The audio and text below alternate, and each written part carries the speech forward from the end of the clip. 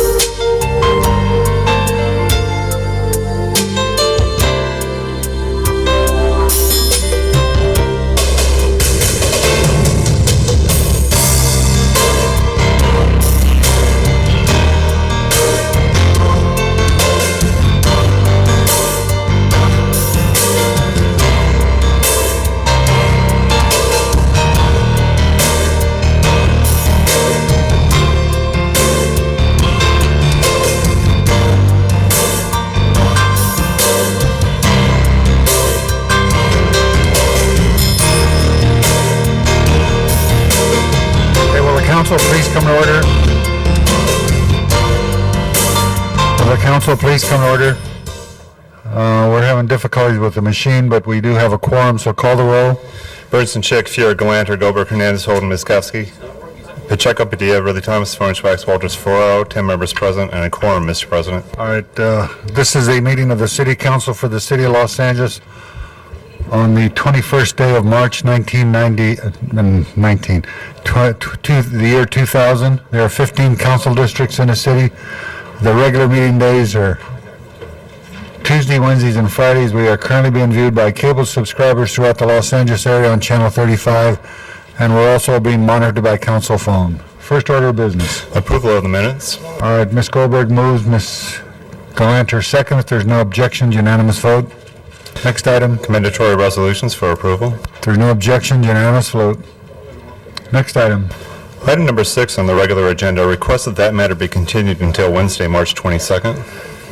If there's no objection, that will be the order. Item number 8, request that that matter be continued until March 28th. If there's no objections, unanimous vote. Item number 10, request that that matter be continued until April 25th. If there's no objections, unanimous vote. Next item. Item number 1 on the agenda is appointment of Robert Oler to the Community Development Bank Board of Directors. Excuse me, did you defer item 5 also? No.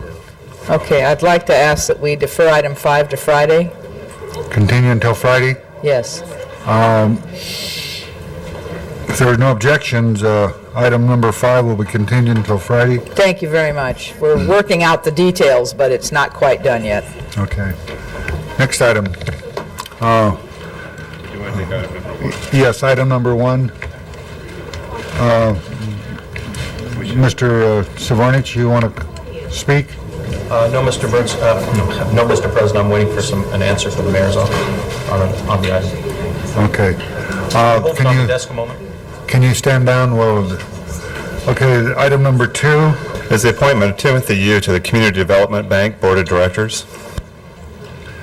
Mr. Yu?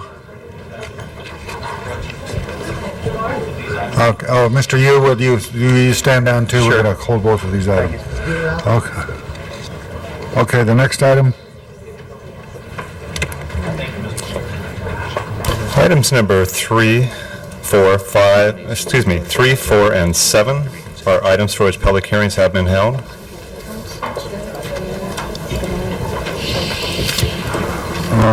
Item number 3, 4, and 7. 4 is special, and we have 3 and 7 before us. Any discussion on those?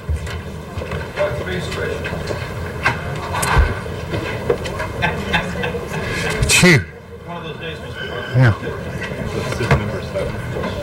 Is there anything you want to pass today between cards by Mr. Shapiro and the specials? Okay, 3 is called special. We have 7. Any? Mark, don't you dare call it special. I was actually not.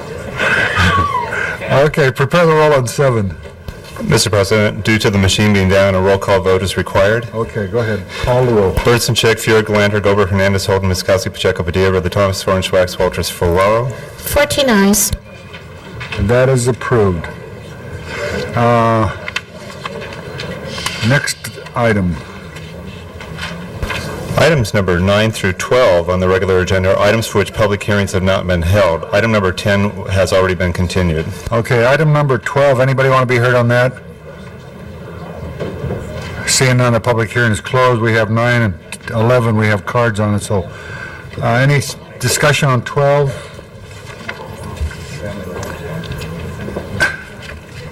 If not, prepare the roll. Tabulate the vote. Burton, Chick, Fiore, Galanter, Goldberg, Hernandez, Holden, Miskowski, Pacheco, Padilla, Ridley Thomas, Furnish, Wax, Walters, Ferraro. 14 ayes. That is approved. Next item. On the supplemental agenda, items number 14 through 16 are items for which public hearings have not been held. Okay, we have cards on 14 and 16, so we'll call those special. Item 15, anybody want to be heard on that? No, we have somebody call it, we call it special because somebody wants to speak on it. Which one was that, sir? Item 14 and 16. Thank you. 15 is before us. Any discussion on that? If not, prepare the roll. Brunson, Fuhrer, Galanter, Gober, Hernandez, Holden, Miskowski, Pacheco, Padilla, Ridley Thomas, Furnish, Wax, Walters, Ferraro. 14 eyes. That is approved. Hold it aye. Huh? Hold it aye. Did you vote aye, Mr. Holden? Okay, the next item, Item number 3, called special by Councilmember Holden. Mr. Holden, you call 3 special? I just need an explanation on this, Mr. President. I'm just getting it for the first time. You want what? An explanation from Department personnel. Number 5 was into... Well, why don't we continue today so you can get Yeah, I'll do that. explanation from the staff, which you should have done before you came here, Mr. Holden. I'll continue for a day, Mr. President. Okay. Okay, 3 is continued one day. Next item is, Item number 4, called special by Councilmember Miskowski. Mr. President, can we hold that on the desk till 10:30? President of the Police Commission, Jerry Chairlift, would like to join us in that discussion. He's on his way. We'll be here at 10:30. okay. All right, next item. Item number 9, the request from the public to speak on this matter. Yeah, Mr. Shapiro.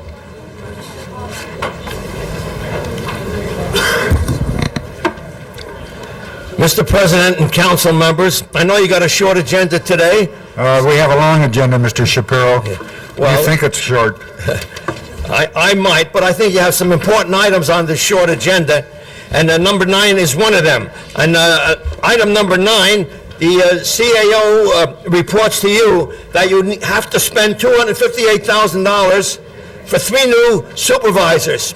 And when this came out, it ignores a very important problem which is taking place in the Department of Rec and Parks. The fact that the Rangers are being deprived of the right to do the work that they've been doing over the past years, where it shows that in the last year they had 150,000 incidents Timer. that they took care of. Intoxicated persons, trespassers, gang activity, illegal park activities, narcotics incident, radio calls responded, arrests, and so forth.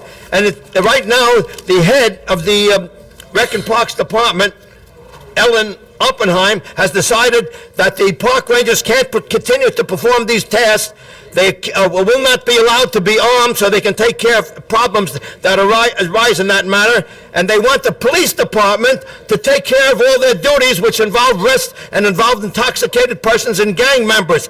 I think this is a funny thing to be done in view of the fact that the police department has so many problems of its own in Ramparts, that why do they want to take on additional responsibilities from the Park and Recs department? I think the Rangers and the Parks and Recs department should be able to carry on their duties. And as far as having 3 new superintendents appointed for this, for the job that Ms. Oppenheim has got in mind that they're going to do in the various other departments for $258,000, I think before you resolve that, you should think about what you're doing with the Rangers, Thank Mr. you very President. much. Thank you very much.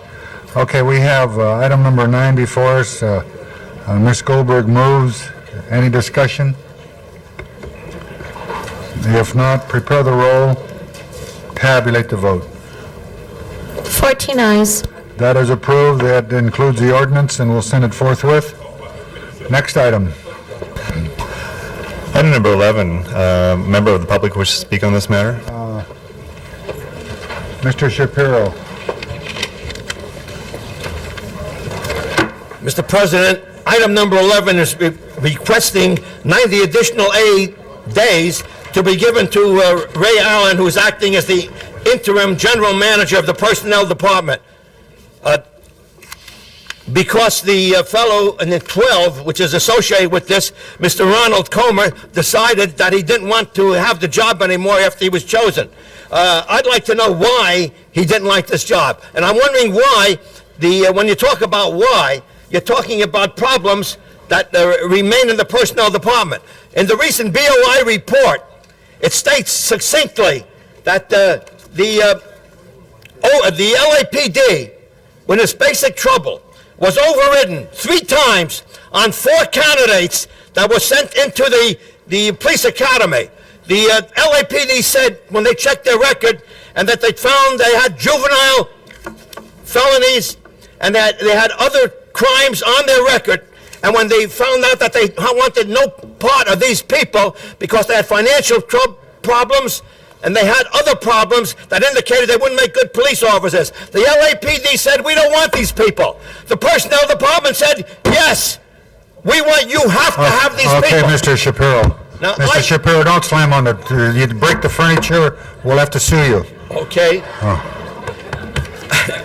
Okay, thank At you. least you should pay attention. I think Let you me made your, just I think finish you this made your now. point, thank you. And I made the point. I want to know if this Why candidate... don't you call Mr. Comer and find out why he did it? Not Coleman, this other guy. You're going to increase his stay for 90 more days. What did he have to do about this deal where they overrode the police department and caused We can't have a rampart? vacancy, Mr. Shapiro, and you know that. So, any discussion on item number 11? If not, prepare the roll. Motion is required. Ms. Goldberg moves. Tabulate the vote. 14 eyes. That is approved. Next item. Item number 1 is the appointment of Robert Oler to the Community Development Bank Board of Directors. Is Rudy? Mr. Savornich? My questions have been answered, Mr. President, on both items 1 and 2. Okay. Any discussion on 1? If not, prepare the roll on the appointment of Mr. Kohler. Tabulate the vote. 14 eyes. Mr. Kohler, you've been approved. We want to thank you for serving the city, and we'll send that forthwith. Item number 2 would be Mr. Yu. Any discussion on Mr. Yu's appointment? If not, prepare the roll. Tabulate the vote. 14 eyes. Mr. Yu, you've been approved, and we want to thank you for serving the city Thank you. forthwith. Next item. Item number 14, a request from the public to be heard on this matter. I'll call you, Mr. Shapiro, if you pledge not to damage the furniture. Okay. How? You mean I can't do that? It's the ring that I'm wearing. Well, I'm concerned about your blood pressure. I want you That's to, true. I want you to be able to come back here for years and years to come, Mr. Shapiro. Well, item number 14 was proposed in here as an afterthought. You got 3 extra items in there, 14, 15, and 16 on the supplemental agenda, and you didn't have time to put any backup material on it, what you intend to do. But this is going to be a presentation by the Chief of Police and the Board of Police Commissioners relative to the Rampart Board of Inquiry report. I don't know how many members of the City Council and of the public have read the Board of Inquiry report, which is very informational. And I think everybody should read it, the whole 362 pages if you can. If not, read the executive summary. That gives you a pretty good idea. It tells you about the problems that they had with the personnel department, which you just approved. But on this BOI report, I think that everybody here, when they hear it, should keep it in mind that this BOI report has to be taken in conjunction with the entire city. The BOI report specifically states how to correct the police department's activities that were wrong. And they do a fairly good job on that. I've spoken to a few of the people who were involved in the investigation. They've done a good job on that. But that's where they stop. They forget that what's happening here is a judicial system of the city of Los Angeles is on trial. And that means the DA. And the DA is specifically, when he was warned a year and a half before Ramparts happened, a year, at least a year to a year and a half before, when a man named Trout in the district attorney's department stated that you cannot believe this Officer Perez. I am asking for the cases to be dismissed. 2 cases were dismissed. And a note was sent by Mr. Trout to the DA. The DA still has them on file, has never released them. I think the city council should be very interested in getting hold of this report. Why did Mr. Trout say Mr. Perez was not to be believed? Why was he was perjuring himself on the stand, and he didn't want this to happen. When that notion was given, why couldn't they react like the sheriff reacted? When the sheriff heard this thing was happening in his department about 3 years ago, he immediately called in the FBI. They immediately set up a sting operation, and 29 deputies went to jail for that reason. And in our case, we'll be lucky here if 3 people go to jail because the DA is not cooperating. Now, the city has to make sure that everybody in the judicial system cooperates on this investigation. Thank you. Item number 14 is before us. Any discussion on that? If not, motion is required. Mr. Savornich moves. Prepare the roll. Tabulate the vote. 14 eyes. That is approved. Next item. Item number 16, a member of the public wishes to speak on this matter. Mr. Shapiro. Huh? Supposed to hear this matter? How you doing there? Yeah, When? I said so. I'll see you tonight. Mr. Shapiro. Yes, Mr. President John Ferraro.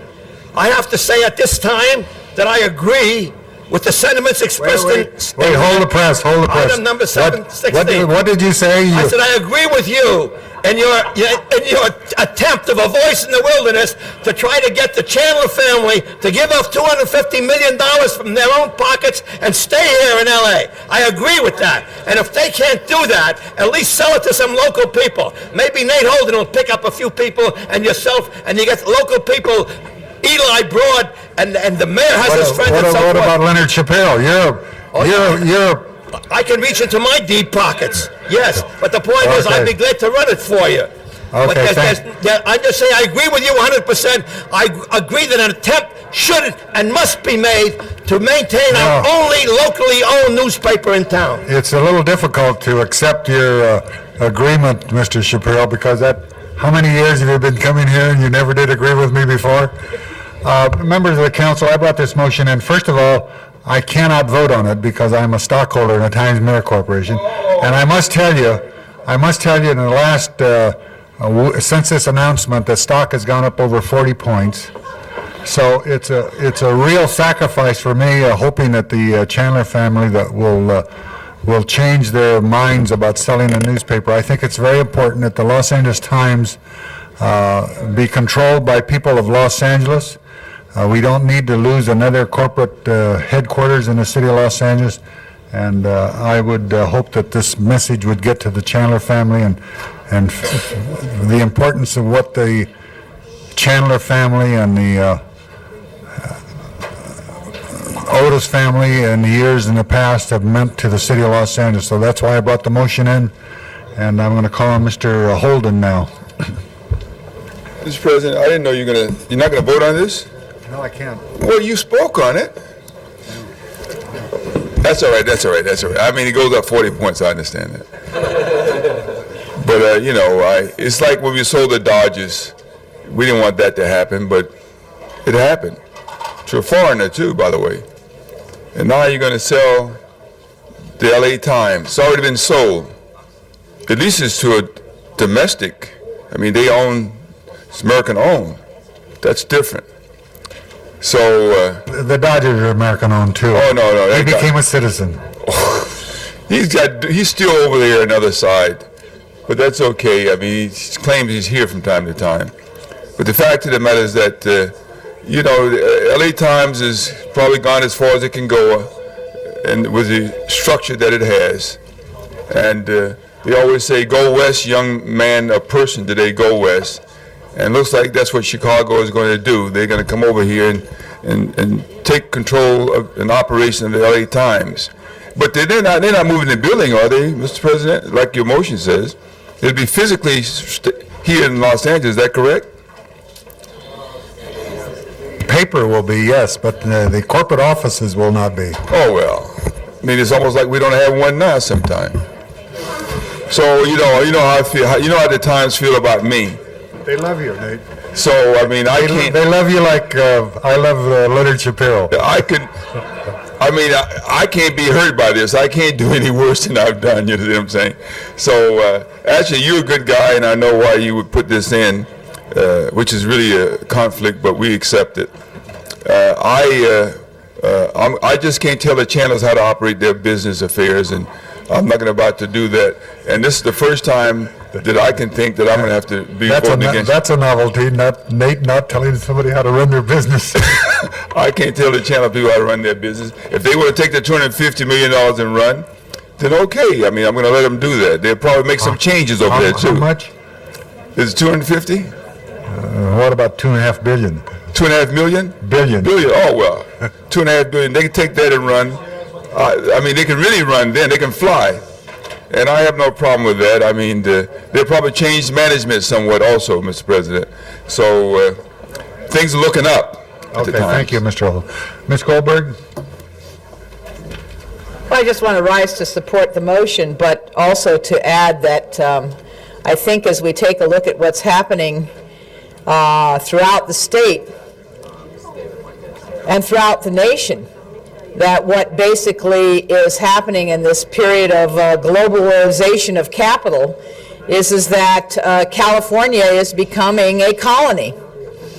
I mean, that's my analysis in any case. We are a source of wealth to leave the state to other entities that control resources within this state, but which do not have their principal offices here or their principal concerns about what happens either in this city or in this state. And I think that this is a serious development, not just at the LA Times, but in general. And I think, you know, there's nothing this council can do about that, but I did want to at least note that I think if you take a look at colonialism, that this is the beginning of a new version of it. And that version of it is to have entities, cities and states that produce wealth but do not get to retain that wealth in the entities that produce it. And I think we're going to see a lot more of it, not only in California but globally, and I think it's a disturbing There's trend. not much left, Ms. Goldberg, is there? It's a very disturbing trend. Mr. Burnson? Yes, our CLA suggested that they should take the Daily News instead, the Times. However, I want to point out, Mr. Deaton, that they used to own the Daily News, and they sold it to the current owners. But let me just point out why Chicago's interested in Los Angeles. Now that we have the new charter, we have a patronage-type, Chicago-type government here. So obviously, that's why the Tribune is moving back into Los Angeles so they can take advantage of the new charter. Ms. Galanter? I don't think I can top that. I just want to agree with what you said earlier. I think it's important for the city of Los Angeles to have its own newspaper that really is its own newspaper, and I was very disappointed to read about the sale and hope that they will reconsider. Now, I've been told by our legal expert, Avak, that he checked with the city attorney and he said I can vote on it. Is that true? I can vote on it? Okay. Parents of conflict, John.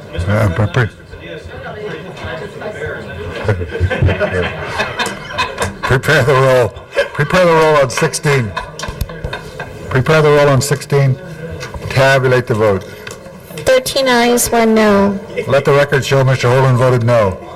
I'll go Tribune and let them know what side I'm on. They're the same reporters, Nate. Be careful. Mr. President? Forthwith on that. Miss Cindy Misakowski? I would like to move reconsideration of item 17 on last Friday's agenda. This was an amendment to the OPG language for going out for RFPs. The city attorney indicates that there are some issues that now we should discuss, so I'd like to both move reconsideration to have the matter in front of us and then recommend that the matter be sent back to committee. And I think all people who... At this point, I think we need to send all of it back. Again, the language of the amendment that we had brought in created some issues that the city attorney has brought to our attention that need to be clarified. This is the OPG RFP, the contract to go out on all of them. We brought in amending language dealing with one division, but the city attorney now says there may be some problems that we need to clarify. We will have it in committee and back quickly, because I'm as urgently interested in getting this out there as I know the department is, and finally doing the job on all of the divisions. But we do need to move appropriately with the city attorney's language so that we are not tipping scales in any way, one way or the other, inadvertently, and that's apparently what has occurred by some of the language that we adopted. Well, I'd just like to know a little bit more about how keeping one out affects all the rest of them. Because I don't have any objection to sending the one to committee and having a good look at whether that's an appropriate change that I seconded or not, but I don't understand why that affects the The others. question is how that one affects by policy all the others, and to have a differential policy for one as opposed to the others, as opposed to creating a uniform policy. But And I think thought the amendment was to do something like what we're doing in one of them already.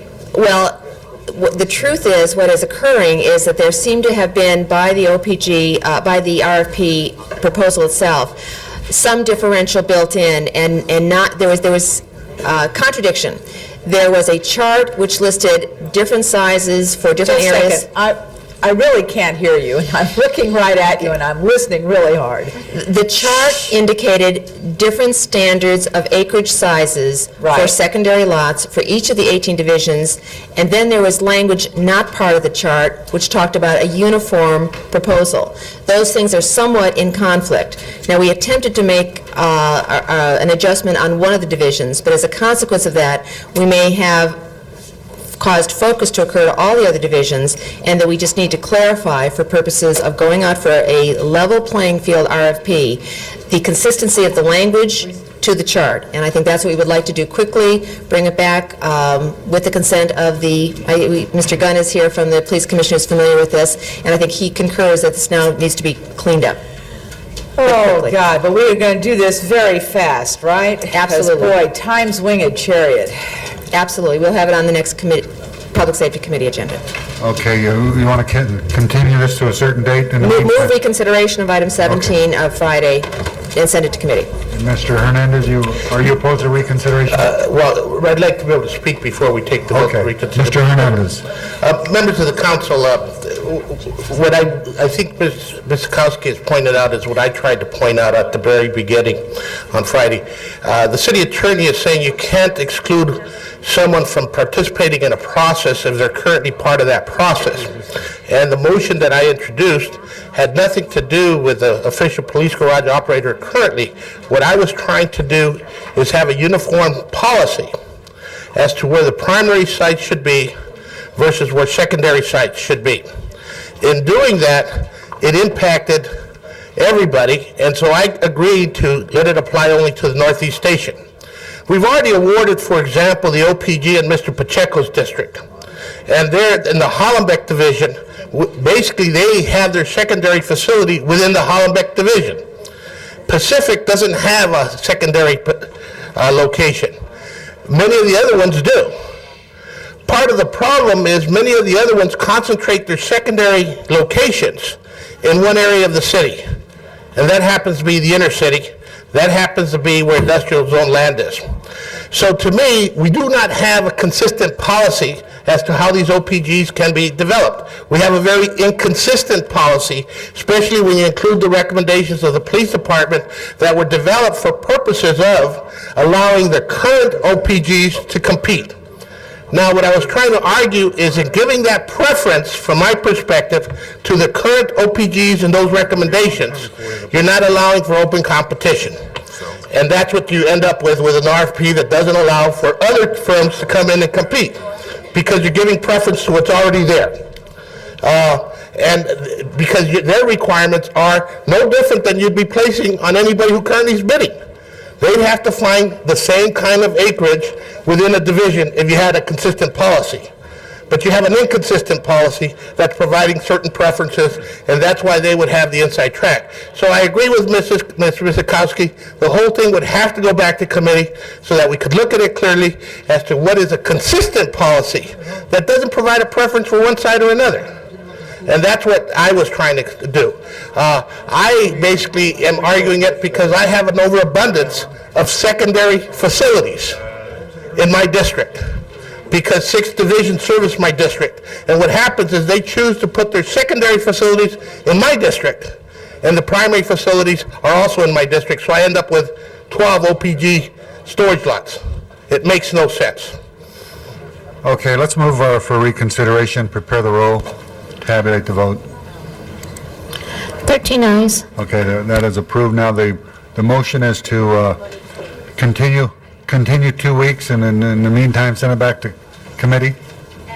Yeah, that would be fine. I think the ordinance is actually on the agenda on Friday, so we'll continue it on Friday for 2 weeks, but in the meantime, bring it to committee. Okay. All right. If there's no objections, that will be the order. Next item. Item number 4 is currently on the desk. Okay. How you doing, Mr. Chalip?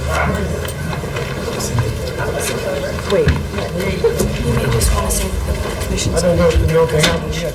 Passed out our proposal of what we are going to do. Mr. President? Was that passed out? Did you give somebody a copy? Yeah, we gave them to,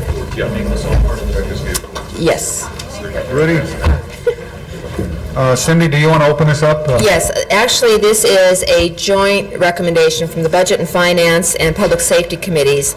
And what this is, it's relative to the resources that the council has said need to be provided. The council, actually, the mayor, have said needed to be provided for the Police Commission and the Office of the Inspector General to now deal with their investigation and review of the Board of Inquiry report.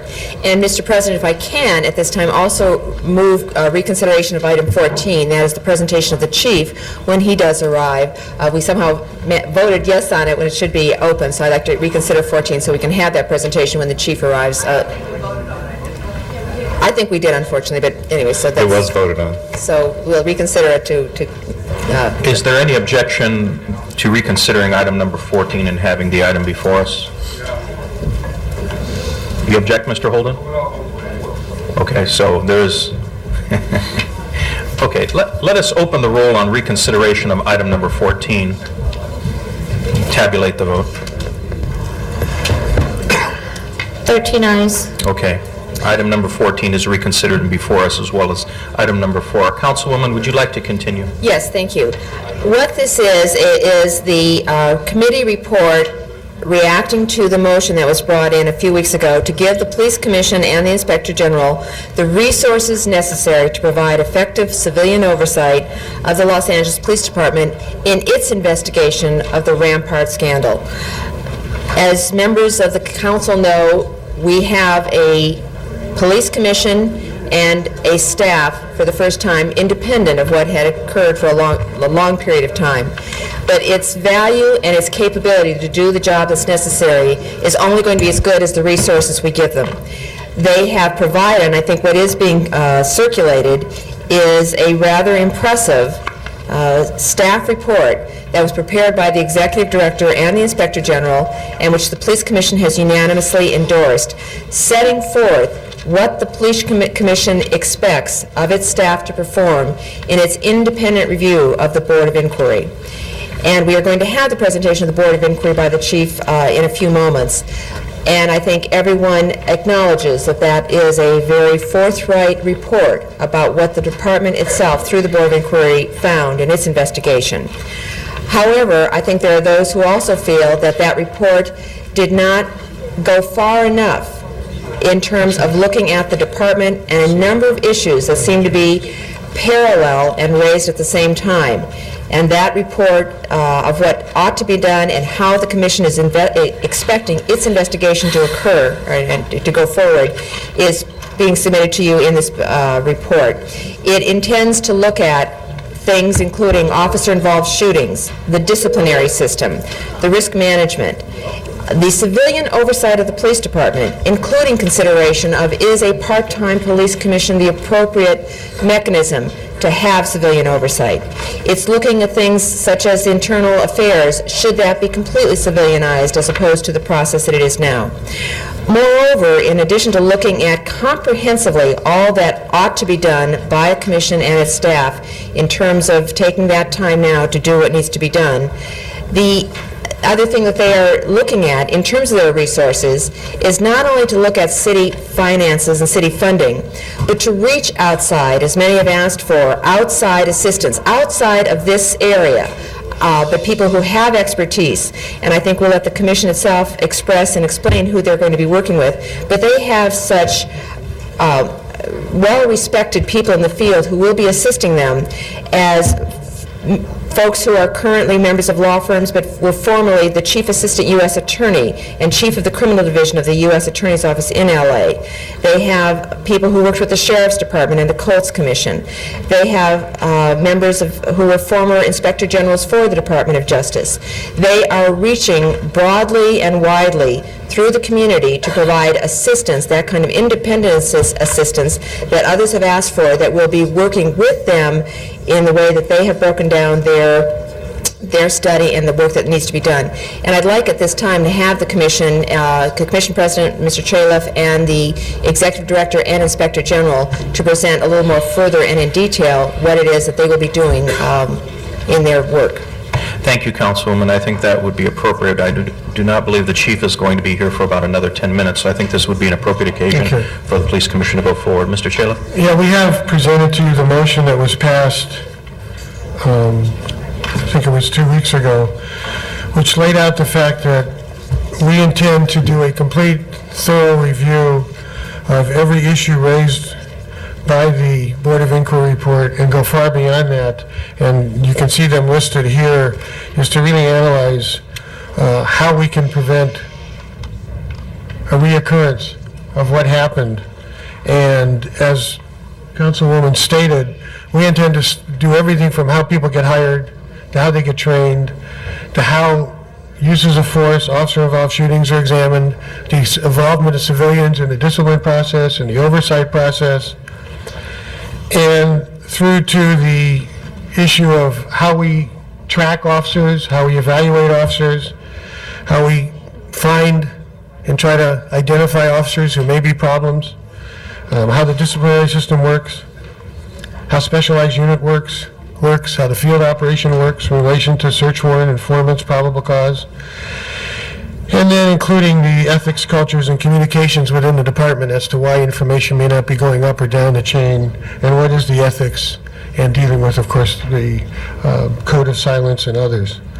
And I think we have set, albeit an ambitious goal for ourselves, but I think we will be able to accomplish it because we have received an overwhelming response from the community and offers of support and assistance from everyone ranging from the large law firms, people who have been involved in law enforcement, people who are consultants not only for law enforcement but the Justice Department, the major accounting firms, the major management firms, individuals involved in industry and risk management. I virtually have been assured that if we need someone with an expertise in any particular area, we will get it. So I think at this point, everybody in not only the community, but in city government has promised to assist us in obtaining the resources we need, and we're here today to just have the council approve that so we can, we've already started, but so we can begin to accumulate the resources we need. Thank you. Thank you, Mr. Chaleff. Mr. Gunn, did you have anything to add at this time? Okay.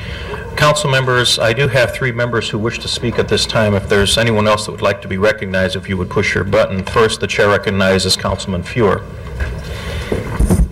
Thank you very much, Mr. President. This council has already expressed its commitment to assuring that the commission, its inspector general, and the team assembled will have the resources needed to do the job in this ambitious and expansive scope of work that's been submitted to us. And I expect that we're going to pass this unanimously. What I want to do is call attention, colleagues, to the fact that in the scope of work that was defined by the commission, first through its staff, then ratified by the commission, it's made very clear that this is just the first cut, that there will be a series of subsequent requests made to us for resources. And I hope that none of us considers this to be the end of the day. Just as all of us have noted, the Board of Inquiry report begins rather than ends this investigation and the need for reform in the department. So too, this request for financial resources begins and doesn't end a series of requests. The commission and its staff have, as Mr. Chaleff mentioned, gotten an array of support and offers of support for pro bono assistance. But there is a fundamental need for ongoing staff. And by the way, at the end of the day, in addition to beefing up the Board of Inquiry's team in the commission and the Inspector General for that review, we need to be paying close attention to the ongoing need for resources in the Office of the Inspector General to assure that it can fulfill the role that the Christopher Commission contemplated and this Police Commission has demonstrated it wants.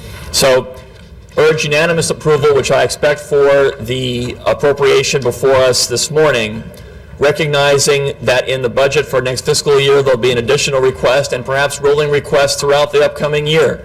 This investigation is probably the most critical issue facing the city for many years. We have to get it right, and we have to assure that the horsepower is there to give us the staff information necessary to make the report as meaningful as it can be. Thank you, Councilman. The chair recognizes Councilwoman Goldberg. Mr. English, do you have email? Yes, I do. Oh, hallelujah. How long have you had it? Since shortly after I arrived. Oh, okay, good. Somebody told me you didn't have email yet, so I was concerned. But your office space outside of Parker Center is still not a done deal? We're working with General Services and the CAO, and we're told that the lease negotiations are proceeding, and we expect to have them finalized shortly. Okay, I really think that's essential. We started to work on it with your predecessor. We were told it would be done, but it wasn't, and I'm concerned. I'm also concerned about investigators who've had investigative experience, and I want to know what your view is on, are you planning to use the management analyst twos and the senior management analyst twos for investigators? Mr. English, could you pull that microphone a little closer to yourself, please? Thank you. We're planning on relying most heavily on investigators rather than on management analysts to do the investigative work. All right, and are you able to hire them directly as a consultant, or on what basis? We're looking to hire the investigators on a personal services contract on a temporary basis. I will say to you that I am going to be bringing into my committee a request through obviously the council for the Civil Service Commission to look at the possibility of developing a position, a called investigator, because I hope we will never have anything of this magnitude again, but I do think that the office, and we've received a letter apropos of that from you, will need to be able to hire on an ongoing, permanent basis this position. I see 3 nods, so I think we're on the right direction here. But I did want to raise that as a need, because I do think that it is going to be an ongoing need. And unless I hear otherwise, that motion will be in tomorrow or Friday. Thank you, Councilwoman. The chair recognizes Councilwoman Chick. Thank you, Mr. President. Well, clearly you can tell that this is a group that's about to give you the resources you're asking for and that clearly you need. I had some questions seeking further clarification in terms of the scope of the investigation, and I believe probably in the printed media I read somewhere that you're also going to be taking a look at the commission itself, places along the way where perhaps if infrastructure or something had been, a process had been different, and perhaps make recommendations for changes within the commission's processes itself. So I would very much like to know a little bit more about that. If the intent is also to do an assessment of the Christopher reforms and where we are in that. I'm concerned about the ongoing regular work of the Board of Commissioners. I know is a very weighty and long list of tasks. And so how, in terms of going forward in this very comprehensive investigation, do you continue to work on some current issues, for instance, the whole issue of not wanting to return federal dollars that were meant to hire more officers, and how we're doing in terms of recruiting, which I also realize is one of the issues in the Board of Inquiry report. And then finally, is there a plan on the part of the Commission to direct some kind of moratorium in terms of any recommendations in the Board of Inquiry report not going forward and not being implemented within the department until you are completed with your investigation? And I'd appreciate some responses. Thank you. The response is the following. Yes, we intend to look at the role of the commission, what kind of commission we should have, what role it should have in officer-involved shootings, in discipline, in other areas of the department, and they're stated in this this document we have. For example, officer-involved shootings, one of the issues is the type of investigation and review that was done and should be done by the commission. In discipline, as you know, because of Charter Section 202, the commission has no authority over discipline. In fact, no civilian has any authority over discipline other than those sitting on the Board of Rights. We intend to review that and see if there should be greater civilian involvement, greater commission involvement. We intend to review the commission structure itself, what kind of needs it has, whether it can fulfill the requirements or the promises that seem to be made on behalf of the commission or for the commission. We intend to review the Christopher Commission recommendations and what, under civilian oversight, we intend to analyze the implementation of those and what reforms or lack of, what was implemented, what wasn't implemented, why, and what should be implemented. In relation to ongoing work, we're all just going to have to work a little harder, but we don't intend to let things slip just because we're doing this. That's why we're bringing in outside people to assist us. And in the last one, we intend to, as we did the other day, exercise our policy and our oversight to ensure that the things that should be implemented will be implemented. And yes, and as far as a moratorium, some of those things that are recommended are probably fit within the definition of the day-to-day operations that historically the department has done, and some of those fit within policy that we will do. And I think one of the things we have to do at the very beginning in relation to the Board of Inquiry report and our recommendations is divide up who has to do what to see that they get implemented. Some of them may require charter changes, some of them may require ordinances, some of them may require action by the Board of Police Commissioners, and some of them may just require action by the Chief of Police. I hope that includes seeing if some of them should be Yes, implemented. of course. Thank you. I'm sorry, if I neglected to say that, excuse me. We will examine everything to see which are the most appropriate. Thank you, Councilwoman. The chair recognizes Councilwoman Walters. Thank you, Mr. President. When this item was in committee, council members, I raised some questions about the necessity for an outside investigation, a totally outside investigation. I support the staffing request or the dollar request for the commission that are before us, but I'm concerned that this will not be an investigation that is totally separate and apart from the department. And one of the things that raises that concern with me, although I had it before Mr. Eglash and Mr. Gunn came to the committee, when they were there in committee talking about working closely together, I am not comfortable with Mr. Gunn and Mr. Eglash working together. I believe that Mr. Eglash, there should really be a firewall between Mr. Eglash and Mr. Gunn, and I thought we had been over that territory with the prior Inspector General, but apparently there's still a relationship there. I think that for an investigation to really be credible, that it's got to have no mark of the department on it. There are people all over this city who are questioning the credibility of the department. And I think it's a very sad time. It's very sad to recognize that, but it's the truth. And I think that we just absolutely must have an investigation that is completely outside the department and the commission. And that doesn't keep the commission from addressing the questions that it's going to investigate. But I think that as long as you're dependent on the department and you're dependent on the executive secretary of the commission, who, as I said in committee, still has 1.5 feet in the department. I think he may be 1 9/10 feet still in the department. I just don't think that adds to the credibility. So, council members, the issue of an independent investigation is not before us today. I understand it was in committee yesterday and did not pass, and I don't know whether Mr. Wax is going to reintroduce that. But we really need to think about that. How independent is this investigation going to be?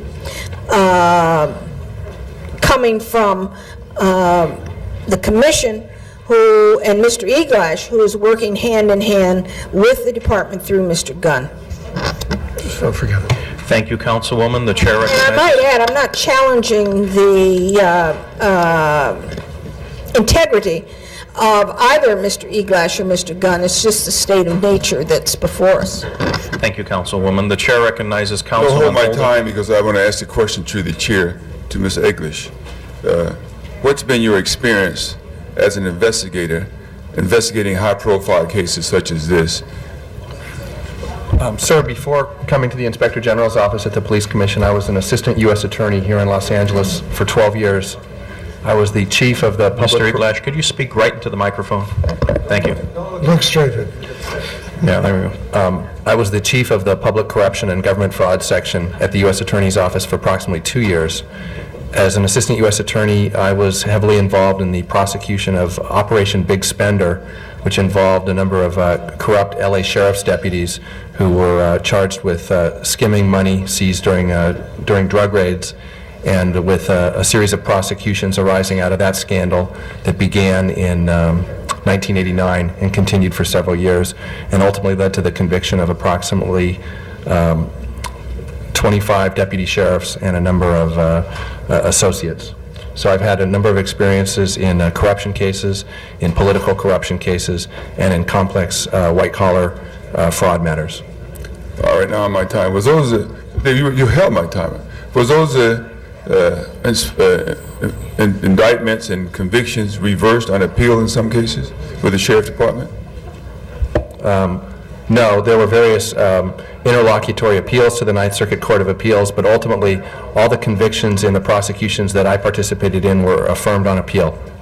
Okay, now it says here that you were going to be operating independent of the police commission, but when you look at the line of authority, it gives a chain of command that you really do report to the commission. And would you be in a position to say to the commission, I'm not going to give you certain specific information?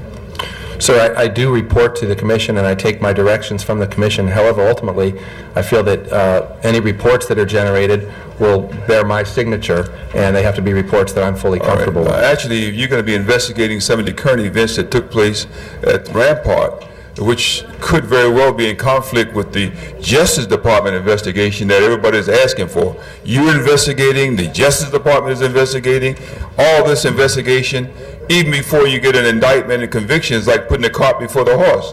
Now, I can understand saying investigate to the extent and give a report so something like this may not reoccur. Fine. But if you're going before you even have the indictments, then don't you worry about the leaking of information which would jeopardize the likelihood of indictment and conviction? So, I recognize that there are ongoing criminal investigations by the Department, the District Attorney's Office, the U.S. Attorney's Office, and others, and also ongoing administrative investigations. And it's our hope that we can conduct our review of the systems failures and operational failures and so forth with little or no interference with the ongoing criminal investigations. I understand you said it's my hope. Hope is not likely to be what's going to be before us. And before us, is it really a conflict? And whether you admit it or not, and you did help my time, so whether you admit it or not, it looks like it's investigation, and you're investigating that's being investigated. Now, my question, if you're with your investigation, what you have in mind with respect to your scope of work, how do you think that's going to interface with the Justice Department, and they demanded the Justice Department come in and do exactly what you're doing? Well, Councilmember, when you refer to the Justice Department, there's, as I understand it, two components to the Justice Department's inquiry. There's the pattern and practice investigation by the Civil Rights Division out of Washington, D.C., and there's the ongoing criminal investigation led by the Criminal Division of the U.S. Attorney's Office in Los Angeles. As I indicated, we want to do as little as possible that might interfere with the criminal investigation. With respect to the pattern and practice investigation, in many respects, the nature of the inquiry that they'll be looking at is similar to what we'll be looking at. So, and I just want that point on the table because it's just like a redundant effort. Once again, we're stepping off in the deep end. I don't know whether I voted for this initially or not, but just in case I didn't vote for it, maybe I'm going to think about it time I point my button. Thank you, Councilman. The chair recognizes Councilman Hernandez. put Mr. Hernandez to the next on the speaker's queue. The chair recognizes Councilwoman Miskowski. Thank you, Mr. President. I appreciate that this issue today is, in fact, an appropriate action for us to take under our charter, under the mandate of the changes that we did make in the charter after the Christopher Commission. That doesn't necessarily negate the issues that others have asked about other investigations. It is true that yesterday the Public Safety Committee held a 3.5-hour meeting on the issues of the Rampart motions, all of them. And although we had a split vote, we also asked for the CLA to bring back some other scenarios and some other issues. I would just like to bring to the Council's attention, for those who are asking for other investigation, that right now, at count, there are 8 separate investigations going on, being conducted as we speak, about the Rampart matter. There are, and as a consequence, a number of them deal with criminal investigation. Some of them do deal with the civil matters, and that is really what the task before the Police Commission and its work that we are now sanctioning and asking them to embark on. That is very similar to what Mr. Eglash called the Department of Justice Civil Rights Division out of Washington, dealing with patterns and practice. As many of you know, in fact, many of you talked to the Department of Justice spokespeople who are out here beginning to do some work. We are going to continue that liaison and that work with them. They are an outside watchdog who have an authority and from the U.S. government to be looking at police departments and civil rights cases and civil rights issues. I would like to hope that our commission action and the staff work will negate the need for the Department of Justice to be in here in any kind of obligatory way, but rather in a cooperative way.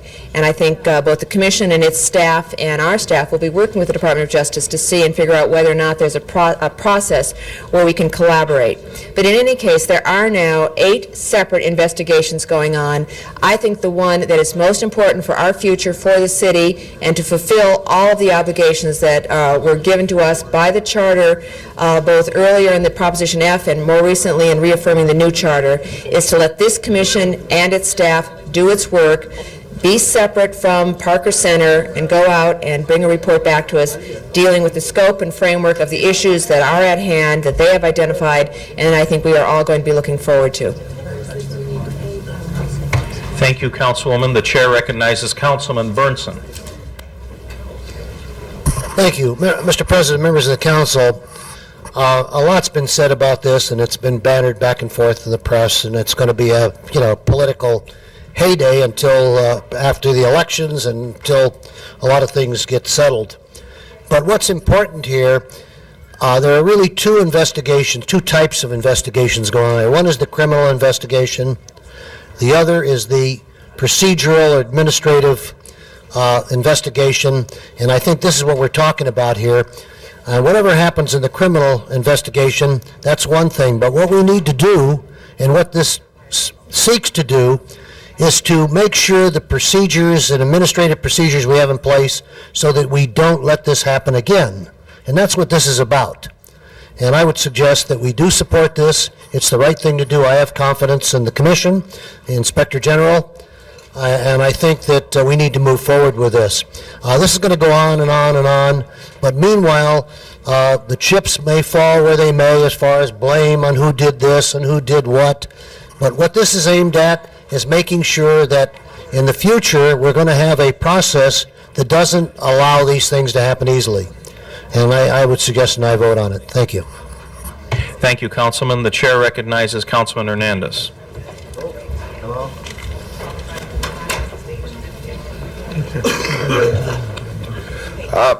Members of the council, one, I wanted to address my comments to the Police Commission and to its president, who's present, because I think we're allocating these resources to you so that you can do a thorough, basically, investigation, but also a report as to what you believe the Board of Inquiry items should be applied or which ones should not be applied. I think the role of Mr. English as well as the role of Mr. Gunn is they both basically work under your jurisdiction. And it's my understanding neither one of them works for LAPD. That's correct. And I personally have that understanding.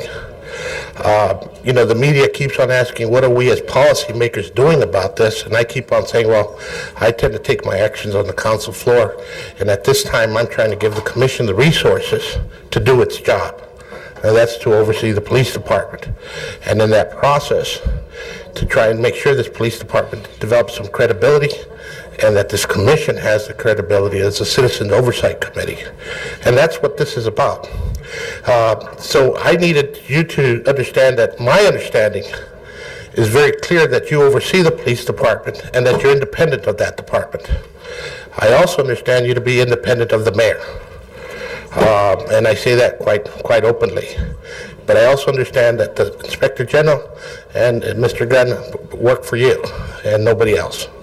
And so I'm hoping that with that clarity, you can produce a document and basically the work that is needed to establish some of the credibility that currently the police department I know wants, as well as the credibility that your commission wants, so that we can go on and try to improve the quality of life of the citizens of the city of Los Angeles. So I'm definitely supporting the resources. Thank you, Councilman. The chair recognizes Councilwoman Goldberg. I just had one question, which has been bothering me actually from the beginning, and I don't expect that it's going to get a pat answer, but I just wanted to raise it with you. And that is as I've read the all of the overview and about 2/3 of the Board of Inquiry report. I'm not all the way done, I admit. I'm about, well, doesn't matter. I'm about 2/3 through. I'm concerned that the report itself may be premature. And I wonder if you're concerned about that as well. And here's what I mean. It attempts to lay out all of the things that have happened and all of the things that need to be done, but in terms of the investigation of how widespread it is and how many divisions may be involved and how many officers are involved and what the continuum is. We know Perez is at one end of the continuum, but there may be a continuum between practices we don't like and terrible corruption. And I don't think we know all of that yet because investigation is slow and painstaking, and we finished with Perez, and now all of the things that he said have to be corroborated, and then they will lead to other things.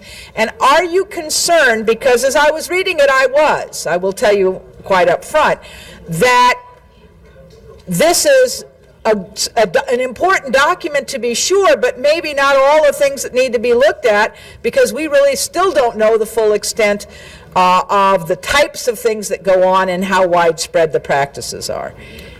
We have stated since the beginning that the Board of Inquiry report was the beginning, not the end.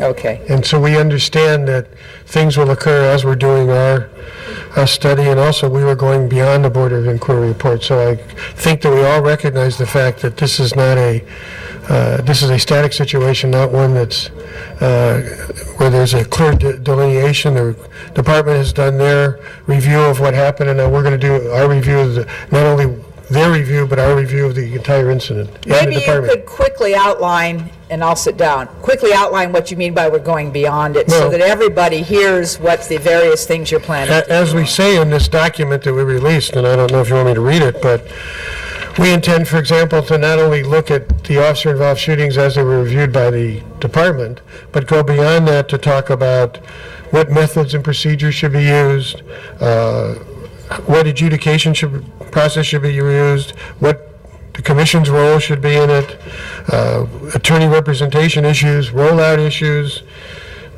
how we adjudicate these. We now have them divided up by tactics, draw, and shooting, whether that should be changed, trends in use of force, policies and procedures relating to submission for prosecutorial review, and including that is best practices in other jurisdictions. How about the whole complaint issue? That's the next issue, Okay. is discipline system, which will review how they're handled, how they're taken, whether there should be civilian involvement in it, code of silence issues, the issue of Charter Section 202, the issue of whether internal affairs should have a criminal section and an administrative section, whether there should be these integrity checks that the department talks about. the whole issue of the duty to report misconduct and how that impacts on investigations, and studying what the sheriffs seem to be doing, what they're going towards with a civilian head, what NYPD does, which has a civilian review board, what San Francisco does, which has a hybrid of the systems. And it goes like that in every area we're going to look at. Well, I think that's helpful. We get a lot of paper. I don't remember actually seeing that memo, to be honest with you, so I'll just make sure we find a copy. That's why we brought it. Thank you very much. Thank you, Councilwoman. The chair recognizes Councilman Holden. Yeah, just to carry on, as I stated early on, that in my view, it could be viewed as putting the cart before the horse. The reason why I made the statement is because there is an investigation now by the police department, and they've already brought in the FBI and they brought in the Justice Department to this investigation, criminal and procedural, administrative. My concern is that when you bring outsiders in, pro bono or otherwise, slip of the lip sinks a ship, interfere with the ongoing investigation. That's why I think it's premature. I think it should be after all these people have been indicted, maybe in the process of being tried, then that would be the appropriate time. But some people here, trigger happy, so they want to get started really soon. So after having said that, I would say that you have to almost, if this is going to happen anyway, you draw a line, and you can't cross the line to the extent that you interfere with the police department's investigation, which could bring about these convictions, period. You can say slip of the lip sinks a ship, and therefore some of these people should be given instruction about how to keep their mouth shut. They should have something like the general orders in the military, or the 10 Commandments, thou shalt and thou shalt not. Some specific commitment from these individuals about what they can do or should do and what they should not do as relates to the ongoing investigation, whereby we would have an opportunity to come up with evidence and bring about convictions. And that's the goal. The goal is that there are bad people out there, root them out, period. And before I sit down, I want to say that there are a lot of good officers out there.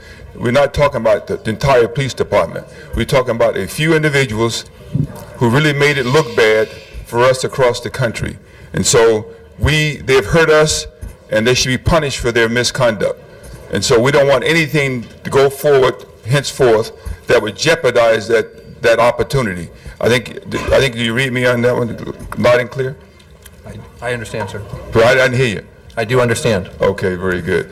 All right, then with that, Mr. Bernstein has asked for an aye vote, and no matter how I feel about the fact that you jumping the gun, I might go along with it. Thank you, Councilman. The chair recognizes Councilman Fuhr. Question. Thank you, Mr. Fuhr. We do have item number 4 before us, colleagues. Seeing no one else wishing to speak on this item, open the roll on item number 4 and tabulate the vote. 13 ayes. That item is approved. Forthwith on that item. We now, I believe, have item number 14 before us.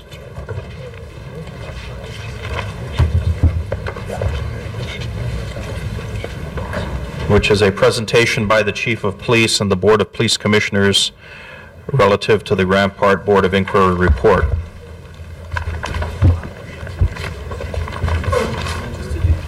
Colleagues, if there's anyone that would like to speak after the presentation, I would invite you to push your buttons at this time in order that you can be recognized in the order that you wish to be.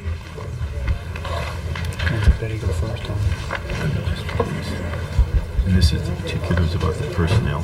So at this time, Chief, why don't we go ahead and begin with the presentation, and then at your leisure, if you would like to have any of your associates speak, and/or we can ask the President of the Board of Police Commissioners if there's anything he would like to add at a propitious moment. That would be fine. Go right ahead, Chief. Thank you very much. We appreciate the opportunity to be here to talk about the Board of Inquiry report.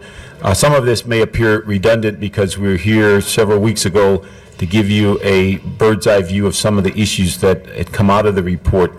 What I would like to do today, and again to remind everyone that the Board of Inquiry report is an in-depth management audit. It does not contain any information regarding the criminal activity, because those criminal cases are ongoing and will be prosecuted as they are prepared. Also, the administrative charges that are in the department that are going forward are not discussed in this report. So this is a in-depth management audit as it relates to these issues. With me today is Commander Betty Kelapaz, who chaired one of the work groups that dealt with one of the initial chapters about the personnel and the background information that talked about issues of concern. And then Mike Bostic is here as Chief of the Operations Valley Bureau, but he chaired the larger Board of Inquiry report. And since we have published that report, has also chaired a meeting to go through the 100-plus recommendations to start an action plan on how to begin to implement and begin to move those forward. So let me start off with Commander Betty Kelapaz to talk about the personnel issue that came about and how we received the information and how we dealt with it to identify background circumstances. And then we'll have Chief Bostic give you an overview of the report and then what progress we've made so far on the recommendations. Thank you, Commander Betty Kelapaz, Personnel Group. Before I start into discussing how we handled the profiling of the 14 officers, I feel it important, or at least necessary, to comment on a number of issues that were brought up in last City Council meeting when the Personnel Department made some comments about the Board of Inquiry. Since I wasn't here, I am hearing this secondhand, so I will respond, and if it isn't appropriate, or if you don't find that these are good responses, please ask questions. The first comment that the Personnel Department made at the last meeting that I feel necessary to respond to was that the department was not forthcoming with the names of the officers and the background packages of the individuals that we profiled. In a comment to that, I would like to say that the very day that the Personnel Department made that comment to you, we had received a request by fax, a formal request for that information at 10:17 in the morning, and they were already in City Council. Therefore, we had not received the request formally to do so until that time. Secondarily, Personnel Department indicated that they had had no discussion with us regarding the Board of Inquiry. And I find that interesting since they were intimately involved in the psychological profiling of the officers. Dr. Sheldon Kay, if you'll refer to the Board of Inquiry report, page 10, Dr. Sheldon Kay even has a comment in there that he requested that we add since he was concerned about what might come out of that Board of Inquiry. That meeting with Dr. Sheldon Kay, Mr. Ray Allen, Dr. Debbie Glasser, Chief Bostic, and I and a number of individuals was held on October 9th, October 18th, and they were involved in that process. Moreover, the Chief of Police met with the Personnel Department and me to discuss standards and guidelines, including the polygraph issue on many occasions. One specific meeting occurred on April 16th with the Chief of Police. While it was not directly associated with the Board of Inquiry, clearly the issues that were raised in the Board of Inquiry have been raised on numerous occasions with the Personnel Department. In addition to that, on October 5th, in a meeting with the mayor and the Personnel Department and the Police Department, those issues were raised as well. So there were many situations where we had those issues raised. The third issue that was raised by the Personnel Department is that they were not aware of any time that the Police Department was mandated to hire any police officers because that they were not disqualified by the Personnel Department. I would like to comment that that is a very complex issue, the issue of non-select and hiring and the rule of three-whole score. Particularly in the area of non-selects and background investigations and guidelines.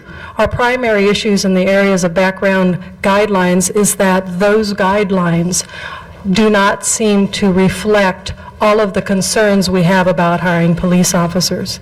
In our process of non-selecting police officers, which is a process that has been created with the Personnel Department and us, as you understand, the Personnel Department has the ultimate authority to disqualify or not, and the Civil Service Commission can grant a hiring even beyond the Personnel Department's disqualification standards if that person appears before them and they agree.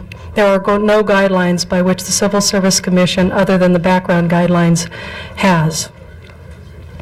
So in situations where either the Personnel Department or the Civil Service Commission has indicated an individual is appropriate to be hired, that person is handed back to the Police Department to be part of a certified number of individuals to go into the next class. In that process, we have the opportunity or the option to non-select individuals. It's called non-selecting. It's peremptory challenges, if you want to use that term. And the requirements are that we can non-select 5 individuals per certified list, and there are 6 certified lists per class. Depending on the size of the class, if the class is small, that is not a problem for us because we will rarely go beyond the 5 individuals per list, so that's maximum of 25. However, if the class sizes get larger, as in the 90s and 100s, it increases exponentially, and the potential for us having to consider someone we consider not appropriate for hiring increases as the size class increase. The second part of that issue is the issue that when we non-select individuals, we were also holding up a whole score because we couldn't get into the next whole score if we held up more individuals than that score. It's a very complex issue. I quite frankly am not the expert on this, but it results in us either deciding to hire a class large enough or deciding to not hire a large number of individuals and hiring a smaller class. So we're not able to hire larger classes using the non-select process as the classes get larger. In the past, it's apparent that we made the decision to hire individuals that were disqualified, that we request disqualified, that were not disqualified by the Personnel Department because of that reason. So in the issues of mandate, no, the Personnel Department never mandated us to hire anybody. It was a choice we had. But because the options were limited to us, those choices were made, and we believe that those choices need to be reduced. Those are the 3 things that I am aware of that were raised by the Personnel Department at the last meeting, and I just felt it necessary to clarify those issues. While I probably muddled a lot of them because they're extremely complex issue in the area of 3-whole score and the non-select process, I hope I brought some clarification to them. Do you want me to go into more into the process? Chief Bosca, did you want to say something? Yes. What I'd like to do now is to go into a brief summary of the Board of Inquiry report. As you know, it's about 360 pages, so it's very difficult to do anything more than a brief overview and then respond to any questions that the council may have. And what I'd like to do is cover the 8 areas that the Board of Inquiry recommendations cover, along with the 9th area talking about work that remains to be done within the LAPD and our progress in that area. The first area is testing and screening of police officer candidates, and the critical areas that were identified in there is the inability of the department, due to recent state law, to get total criminal histories from the criminal history system, and that will require a state law change. We believe there needs to be an improvement in the psychological screening process, and as part of that, we're going to be recommending that the California Peace Officer and Standards to the state of California develop a working group to develop those standards statewide. We also have discussed the fact that we believe polygraph examinations and financial checks needs to be a critical part of the hiring and background process in the department and potentially part of the process of screening people into specialized units within the LAPD at some point in the future. The 4th major area that we covered under testing and screening is we believe the Chief of Police has to have ultimate authority for the decision to hire police officers in the City of Los Angeles. We believe that's so critical because ultimately one person needs to be held accountable for that responsibility. And as we can see through the conversations we've had here in open council over the past several weeks, that split authority creates problems that's difficult to shore up. Under personnel practices, another area we need to revamp our evaluation systems within the LAPD. Over the years, we've developed a personnel evaluation system that you're either satisfactory or you're not. And we believe that that's had a dramatic impact on some of the mediocrity that we've observed in the LAPD, in that those that really do an exceptional job in the department are never rewarded. Your best you can hope for is a satisfactory rating, and that's created an awful lot of problems in the organization over the past few years. our personnel tracking systems within the police department. We need to redevelop those. We currently have a system of tracking our employees by employee number, but what we don't have is the ability to ask the system questions about conflicts between employees in different divisions when we move them around, whether there's restraining orders, any number of things that happen within a personnel system when you have human beings involved. And right now, we rely upon either the chiefs or some other chief officer's institutional knowledge regarding why we moved employees in the past, sometimes as far back as 10 or 15 years, and why we shouldn't be putting them in different assignments. And so we need a system that allows us to track that information formally so that we always have it at hand. We're also looking at limited tour assignments and specialized units. Clearly, we've discussed this over the years, and some of our specialized units already have limited tours, and we'll be looking at department-wide some of our specialized assignments and what kind of tours we should assign to those in the future. The third area that we covered was personnel investigations and the management of risk. We still believe, as the Christopher Commission did, that Internal Affairs Division should be responsible for handling the vast majority of personnel complaints that come to us from the community, everything other than very minor misconduct, and we're a long way from that, and we believe that that needs to be a goal of the city and the police department. We also, as we have stated in the past, now believe we need to have a public integrity unit within the Internal Affairs group, and this would be the unit that would monitor ongoing the integrity of the organization, not based upon investigation, but just as a routine operation within the LA Police Department. We also believe there needs to be a charter change on the statute of limitations regarding our internal investigations. As we're currently finding in our current criminal investigation, we're being forced to move forward on administrative hearings and investigations that may hamper our criminal investigations, but we have to do that because of the one-year statute of limitation, and we believe that that needs to be changed.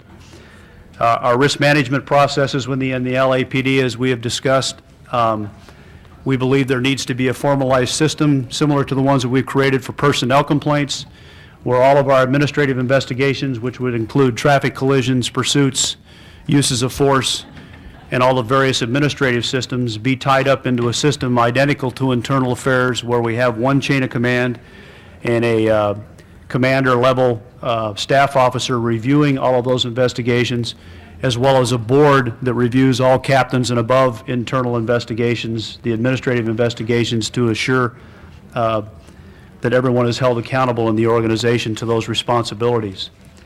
We also had an area under corruption investigations where we developed a new protocol within the LAPD and are recommending that we have a systematic protocol for future corruption investigations, as well as recording everything that each corruption investigation does, so it's available in the archives for the future.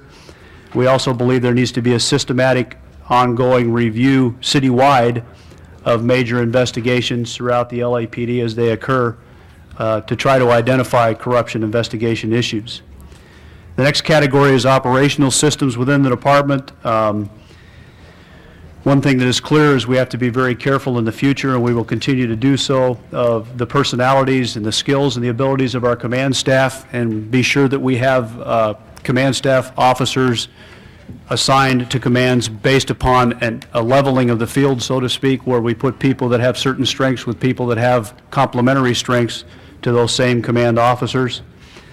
We believe that there needs to be special enforcement unit formation within the LAPD, and we've already started that process, as you're well aware, with the elimination of the crash units in our current process, and we're reconstituting special enforcement units and developing those processes within the LAPD with a recent special order, and we hope by the next deployment period to begin the process of implementing the special enforcement units with a strict structure and chain of command, all working for the watch commanders in our 18 geographic areas, so that we have strict command and control over what our specialized units are doing.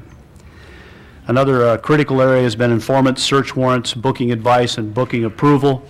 The department is clearly moving very quickly forward on that, with several orders and training that's coming forward to shore up our booking approval, search warrant processes, and the evaluation of our informant systems.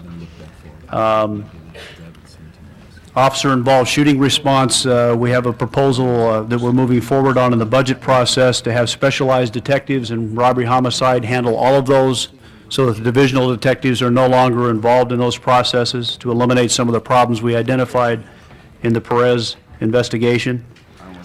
We also are moving forward on a proposal within the use of force review process within the LAPD itself. And that use of force review process currently tracks the background records of officers that come before that board and looks at their use of force patterns. And now we know it's critical that we look at the unit where that officer is assigned use of force patterns as well to give us a third level look at auditing and evaluating what's happening in our commands throughout the city. The next area is called the anti-corruption inspection and audit area. In there, we found over the years, back in the late 40s and early 50s, the large scandal within the LAPD was over vice operations, and we developed a three-tiered process of auditing everything that we do in our vice operations through the city. And when we looked through the Board of Inquiry, that was the one area in our specialized units that we found very little problem in the way that those operations functioned, very little problems in the arrest reports, search warrants, and it's because we have a very formal, very structured audit processes at three levels of the organization.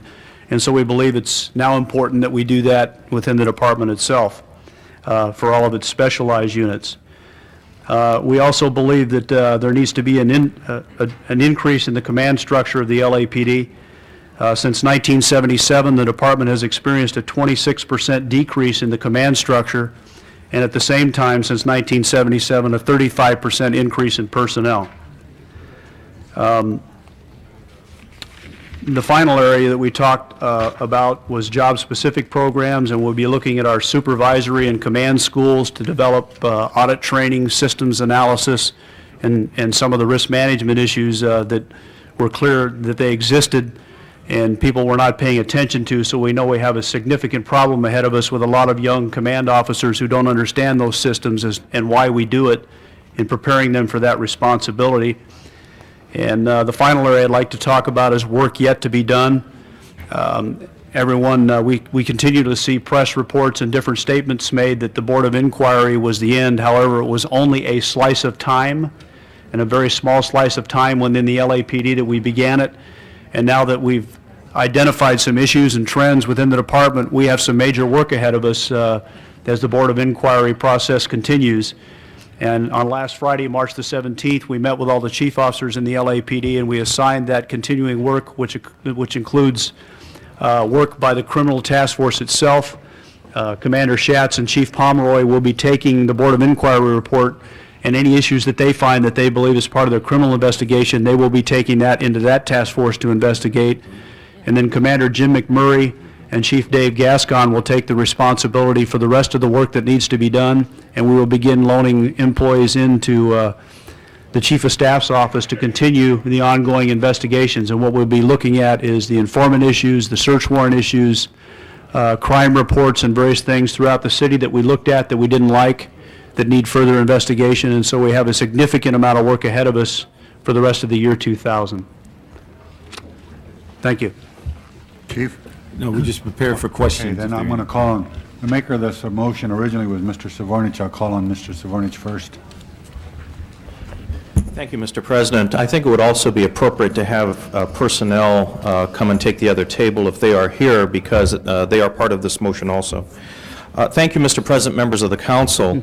I need to say a few things before I get into a series of questions, things that may not be too pleasant, but I think they need to be said. First and foremost, I am sorry that a motion had to be required for this body to hear the report. Even though I heard from one of you that this may be redundant, I don't think this is redundant.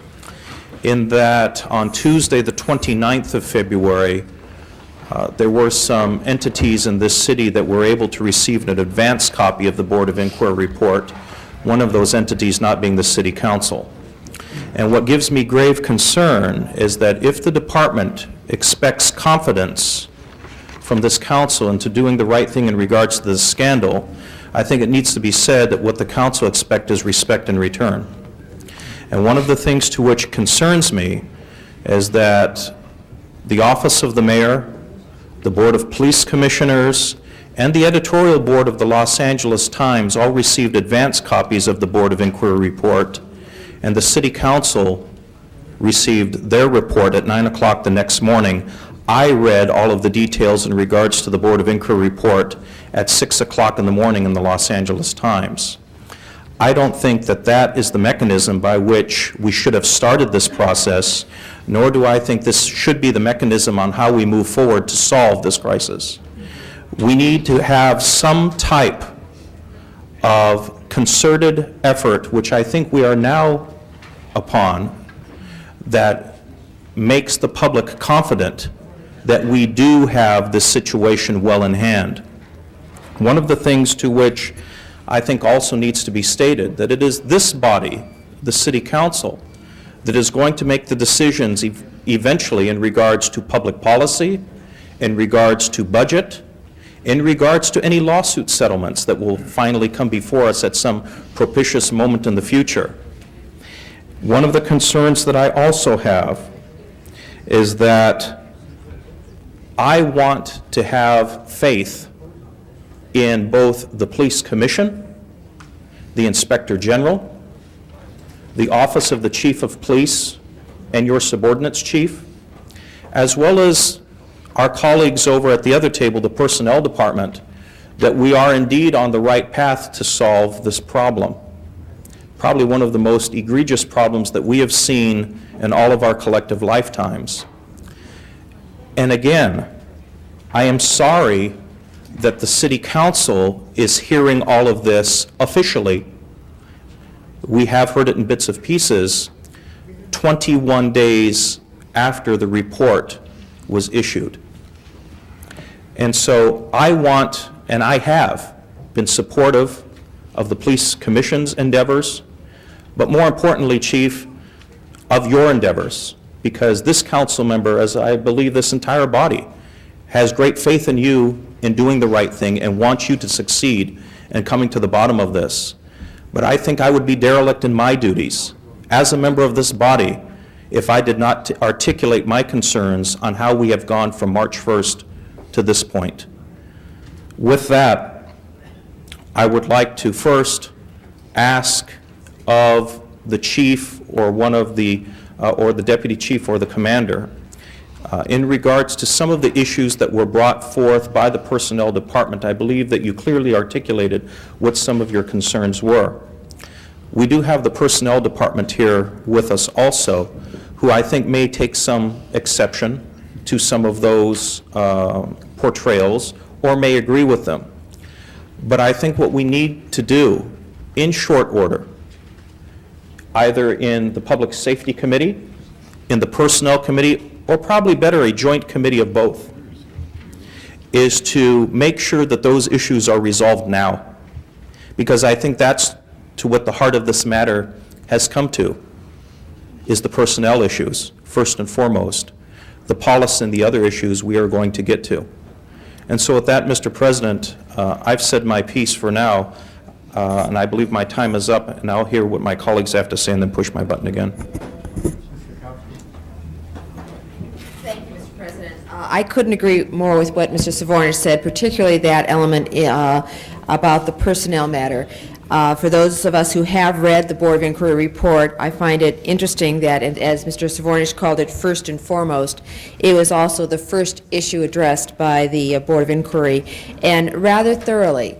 And while I have also read, and I think most of us have, the letter that the Personnel Commission President, Ms. Sharon Schuster, sent to us dated March 17th, raising some concerns as you addressed them, perceiving what you had read in the Board of Inquiry. I just shared that with Commander Kelapez now, who had not yet seen it. And there clearly is, there are some issues that I think need to be resolved. And members of the council, rather than concerned about who said what, how it's been going forward, I couldn't agree more with Mr. Savornich that we need to get to the bottom of it now, set a pattern and practice, communicate with each other. And I understand that in part of this communication is the issue of very sensitive confidentiality and psychological profiles. Members of the council, we sort of got into that a little bit a few weeks ago on the question of the Grobeson matter and a settlement issue and how we can go and look at psychological profiles and clearances and how members of the department worked thereafter. It is a very, very sensitive issue, much governed by law, much governed by needed security and confidentiality. But members of the council, we have to get to a point where the police department and the personnel department are comfortable, understand each other, and each pursuing under their own obligation and mandate what they need to do, but without a sense of a barrier in between them. And I think that right now we have had that. As I understand that just in terms of getting some of the information that the Board of Inquiry needed, that the city attorney had to be involved in helping to create a place that was comfortable for the personnel department to share the information that the Board of Inquiry and under Commander Kelpez and Deputy Chief Bostic were trying to pursue. And we wanted them to pursue it. They needed that information, but a lot of that information needed to be safeguarded and needed to be concerned, and the personnel department was there dealing with those issues. So that just is the beginning of a problem, and as you heard from Commander Kelpez, and I'm sure we would hear as well from personnel, there are distinct roles, distinct processes, somewhat complicated by the process we created, but we need to get beyond that to find a comfort level of both making sure that we are doing adequate reviews with sensitivity, and adequate reviews in terms of being relatively far-reaching, relatively fair, in terms of allowing people who can be and should be and may be good candidates for police officers being allowed to go through that process, and at the same time making sure that those who really distinctly ought not to be considered are not. And that's much more easily said than done, as I think we can see with the array of people we have at this front table trying to achieve that. But I also agree, Ms. Chick, you said earlier, let's not go and implement some of these policies sooner rather than later. This is one that I think we can concur is a sooner, that we need to find a process, not unilaterally, not arbitrarily, but having these people at the front table work together with us. And I agree that Mr. Savornich's idea that a joint public safety and personnel committee meeting is probably appropriate, and a task force, to call these people together, to work it out, to understand each other, to have the city attorney involved where necessary, but to make sure that we get clarity, particularly now as we are doing a very significant outreach to get more police officer candidates. We needed it. We're doing a better job. We're having higher class initiations. But we need to make sure, particularly as Commander Kelpez said, the more that we have in there, the more this issue of whether or not they can deselect or peremptorily challenge from the police department side, we may start getting to some of those margins again that could be problematic. So I think it is something that needs immediate attention, immediate implementation, and I am pleased to see everyone here together, at least to talk and hear from each other, and then together work forward a process where these issues can be worked out. Ms. Goldberg. Actually, before I start, I would really like to ask if the personnel department would like to make any comments. Okay. Then I'd like to speak. Good morning. My name is Ray Allen. I'm the interim general manager of the Personnel Department. With me is Sharon Schuster, the president of the Civil Service Commission, and Gail Thomas, who's the assistant chief of our Public Safety Employment Division. Just quickly, I would like to say, if I suggested at last week's meeting that we had asked for records and not been provided by the police department, I apologize. That was not my intent. What I said was, I thought we hadn't had an opportunity to review them, but there was not any denial on the part of the police department to provide the records.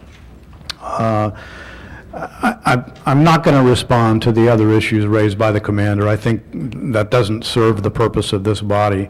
Our interest in the personnel department, I think, in keeping with the statements made by the two council members so far, is to, in fact, shine some bright light on this process. We don't think it's broken. And I'm not sure whether we're talking presently or in 1994 or 1989 anymore, because it's kind of run together in the discussion. But if there are problems with it, they need to be fixed fast now. And I think we can do that, and I don't think it's going to take a whole lot of effort. I think these are minor adjustments that can be made to a good system. You're not hiring people that are going to go out and create another Rampart. It's just not going to happen. I'm comfortable with that. I'm comfortable with that looking at the officers who were hired in 88, 89, 90, and 94. With that, I'd like for Ms. Schuster to make a comment. I'm Sharon Schuster, President of the Board of Civil Service Commissioners. With us also here today is Tom Kranz, who is also a member of the commission. And I just wanted to make very clear how seriously the Civil Service Commission takes the recommendations made in the Board of Inquiry, because we are pledged to making sure that the police department, as all other departments, have the best qualified candidates for employee. And that is our sole purpose in being. And as much as we can make that happen, we will work with the police department to make that happen. So I just wanted to put that on the record and make that very clear. Thank you. Ms. Goldberg, you're up. I just wanted to focus on the very first section, which talks, well, I don't know if it's the first section, let me see if I can find my notes, but where you talk about officer profiles. Actually it's chapter 2. And you go through in officer profiles, and then in chapter 3 you go through a tremendous amount of detail about these 11, I believe, officers. My concern is this. I had hoped after you had talked about those that you thought should not have been hired, which I found interesting reading, and I appreciate your analysis of them. But that was 4 out of 15. 11, you agreed with the hiring. And so I really had hoped to see an analysis of those 11 as well that said, well, now, they met all our standards. Was there something else we should have done or could have done that would have helped us decide that they weren't appropriate? Do you know what I'm saying? Mm-hmm. And it made me very concerned that that question either wasn't asked, or if it was asked, it wasn't answered in the report. Because I'm concerned about two things. One is you obviously don't want to have anybody in the department that shouldn't be there. The other is maybe there's no way to prevent people from coming on the department 100% of the time. And I know you try in management and other areas to say, well, how could we do this to keep a better eye on them? But in any case, that's my first question. My second question goes to the number of places that you mentioned. I didn't mark them clearly enough, so I can't refer to the pages, where supervisors either typed or stamped their supervision of the report. And that wasn't limited to Rampart. That's a practice, I think, that may be more widespread in some places than other, but seems to be fairly widespread around the department. And you argue in here several places that they need to do it. But you also argue that they're under a tremendous amount of pressure to accomplish a lot of different things and that may be too much work. I didn't get a feel that we really ever addressed what are we going to do about the fact that we now know that very large numbers of supervisors were rubber stamping reports, or maybe they weren't even seeing them. Maybe somebody else, when it's not signed, you don't know who typed it in or who stamped it. So I hope you'll address those two things. There are other issues, but those are the two that are pressing. Give them a chance to do that, because you're just about out of time. Okay, who wants to respond to that? Commander Calapez. I will respond to Councilmember Goldberg's first question about the other 11 officers that were profiled. Clearly, we looked thoroughly at all those profiles, all those officers. Some of that information could not be included in the report, as you well understand, because of the confidentiality of the information. However, in looking at the other 11 officers, we did look at other issues that may be of concern to us. We did not find that other commonalities that were consistent throughout those other officers. We do realize that some of those other officers, in fact, had issues in their backgrounds that didn't make them the most desirable candidates. However, we did not recommend them for disqualifications, and that is one of the reasons why we're really concerned about the background standards and guidelines. I understand the Civil Service Commission is concerned as well about them, says they're fine right now, but we really have some concerns about them, and we really would like to discuss that with the Personnel Department and the Civil Service Commission, because we do believe they need to be looked at and in many cases revised. And I don't think the Civil Service Commission or the Personnel Department disagrees that that process shouldn't happen. If I might add a little.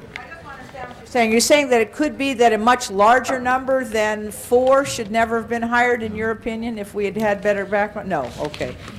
So if they should have been hired, or let's pick a number arbitrarily, 7 should have been hired, then so do we have a sense of what went wrong, that these 7 whom we all agreed should have been hired, and I picked that number admittedly arbitrarily, do we have a sense of how we got from there to them committing egregious acts? That's what I didn't get a feeling for. I think what we can say is that generally, and I'm sure you're aware in your long time history of personnel, that we rarely get a perfect candidate. There's always something in the background, but yet it's not a pattern.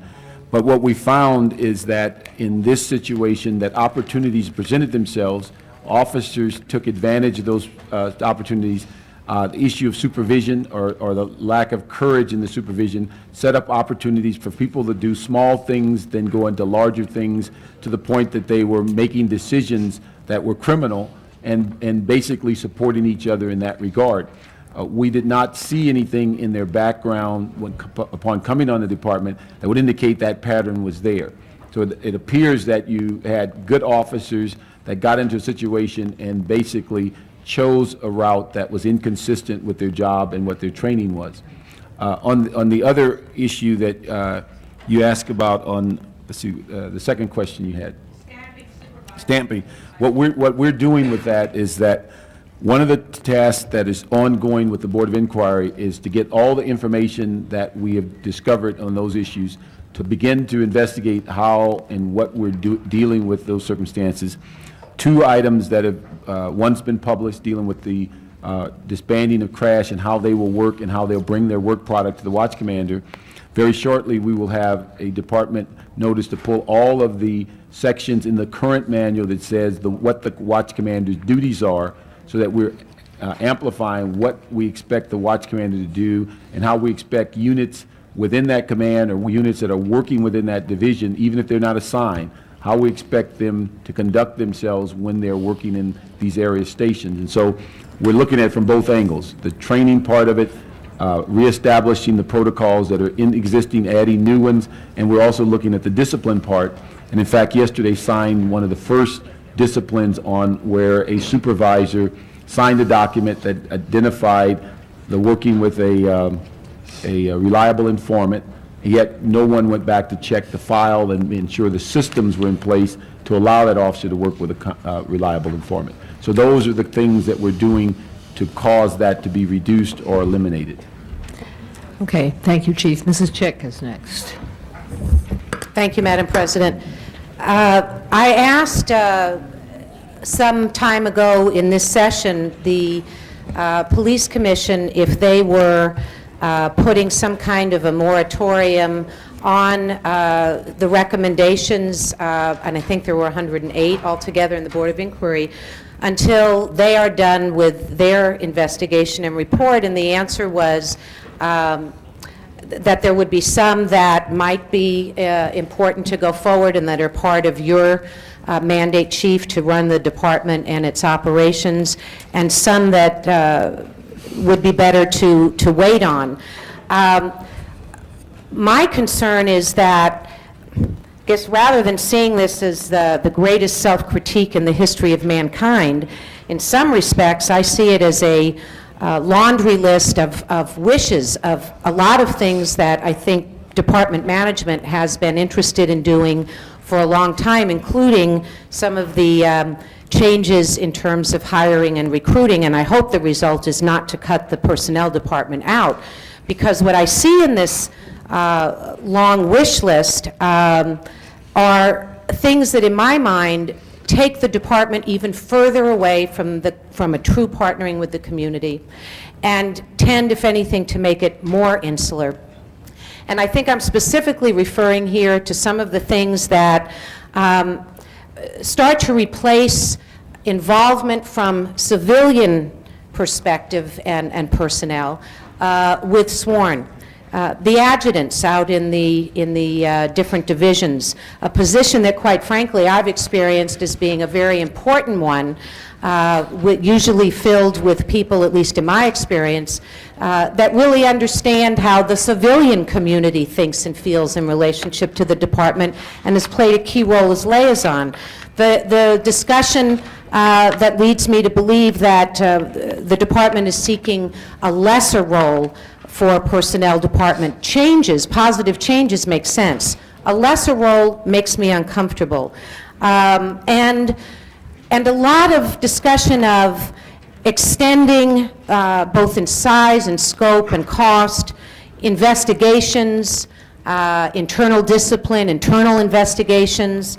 And so I am really remiss in wanting to see a whole lot of these things go forward without a lot more discussion, including the commission and its investigation, further discussions you're having with personnel, and as my colleague opened this whole discussion, a real keeping in the loop in a timely way, the city council, since many of these changes are things that would have to come here. Many of these changes have budget implications. But I'm certainly open to hearing a reaction to my comments if you have it, but at now any that rate, you've used all the slow and time- easy on this 108 recommendations. And since that wasn't really a question, I'm going to let the other two council members who want to speak, and then we'll see if we need you to respond to something specific. Mr. Hernandez is next. You know, Chief, I don't think these are issues that are going to be solved pretty much by the department itself.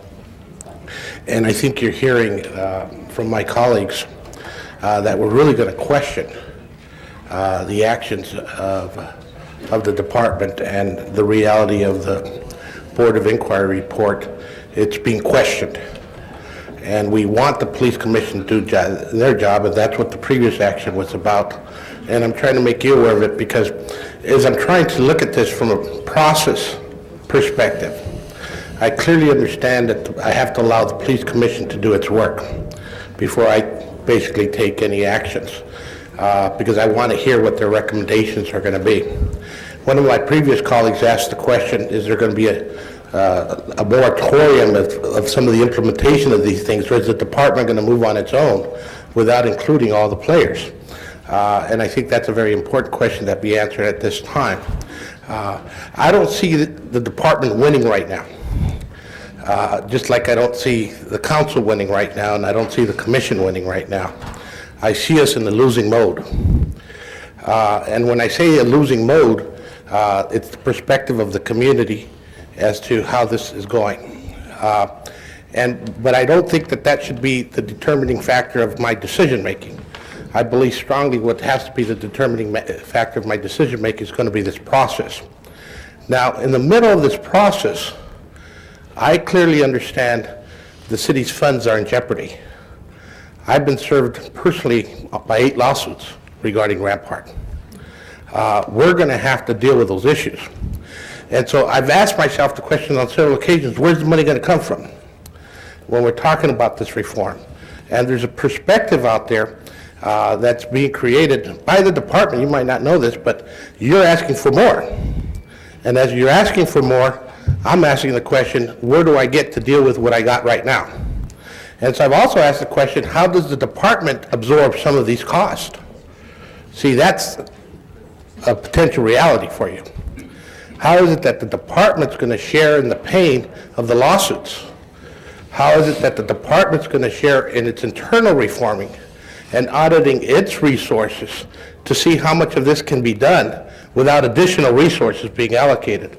I just want to put that on the table because at no time have any of these recommendations come to us with that kind of analysis, how the department's restructuring itself to deal with these issues. What has come to us is we need more.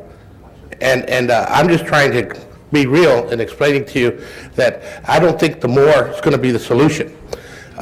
In the department that has the largest budget in the city, at a time when we're going to be dealing with a lot of budget decisions. So I just kind of want to make you aware of where I'm at, but I think I've been hearing that from my colleagues in indirect ways, and that's a clear picture of where we're at right now.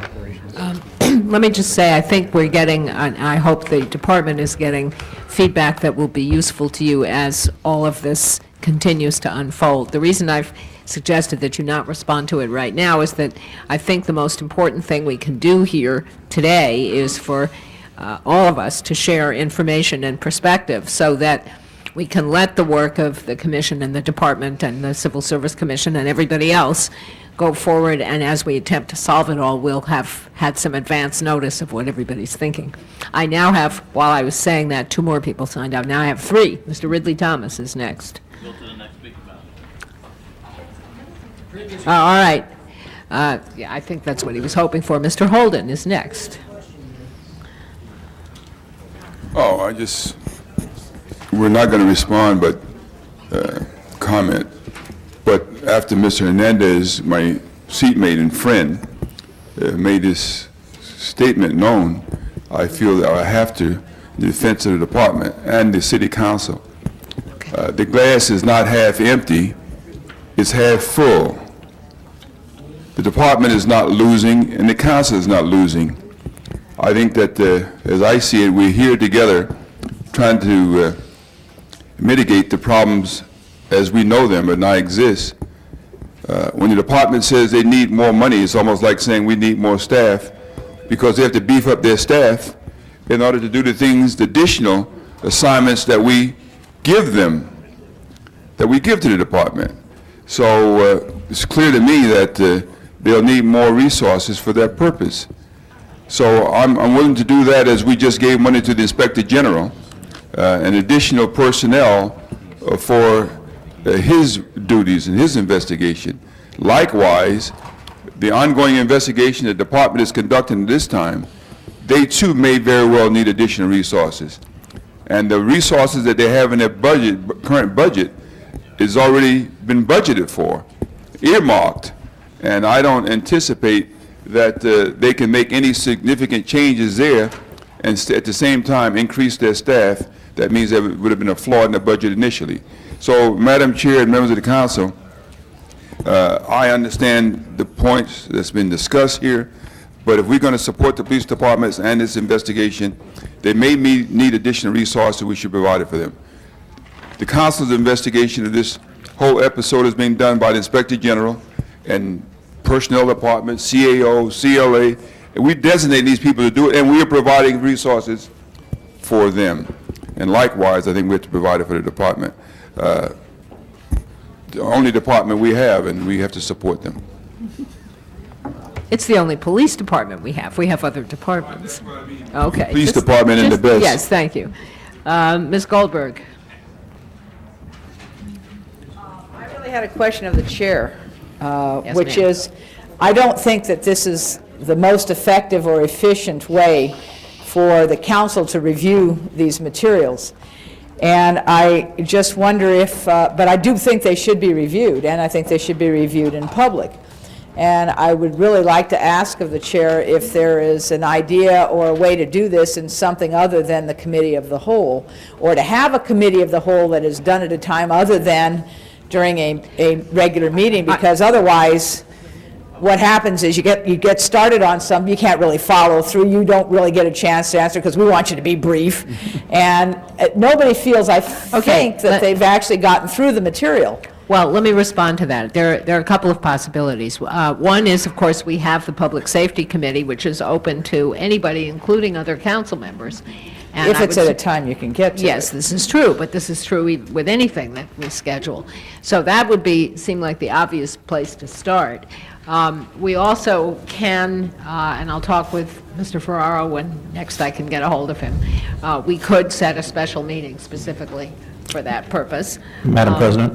Well, I would just like to suggest that we think about looking at this as chapters and having an opportunity to have a time and a place where we can have a review with the appropriate folks of the chapters, maybe 1 or 2 chapters at a time or grouped in some way, and make it a committee of the whole kind of arrangement where anybody who would like to would be able to. Okay. I don't know, that's Well, just all off the right, top but of my I head. will pledge to you that as soon as I can get hold of Mr. Ferraro, we will bring a Thank you. proposal back, but I think Mr. Savornich has one.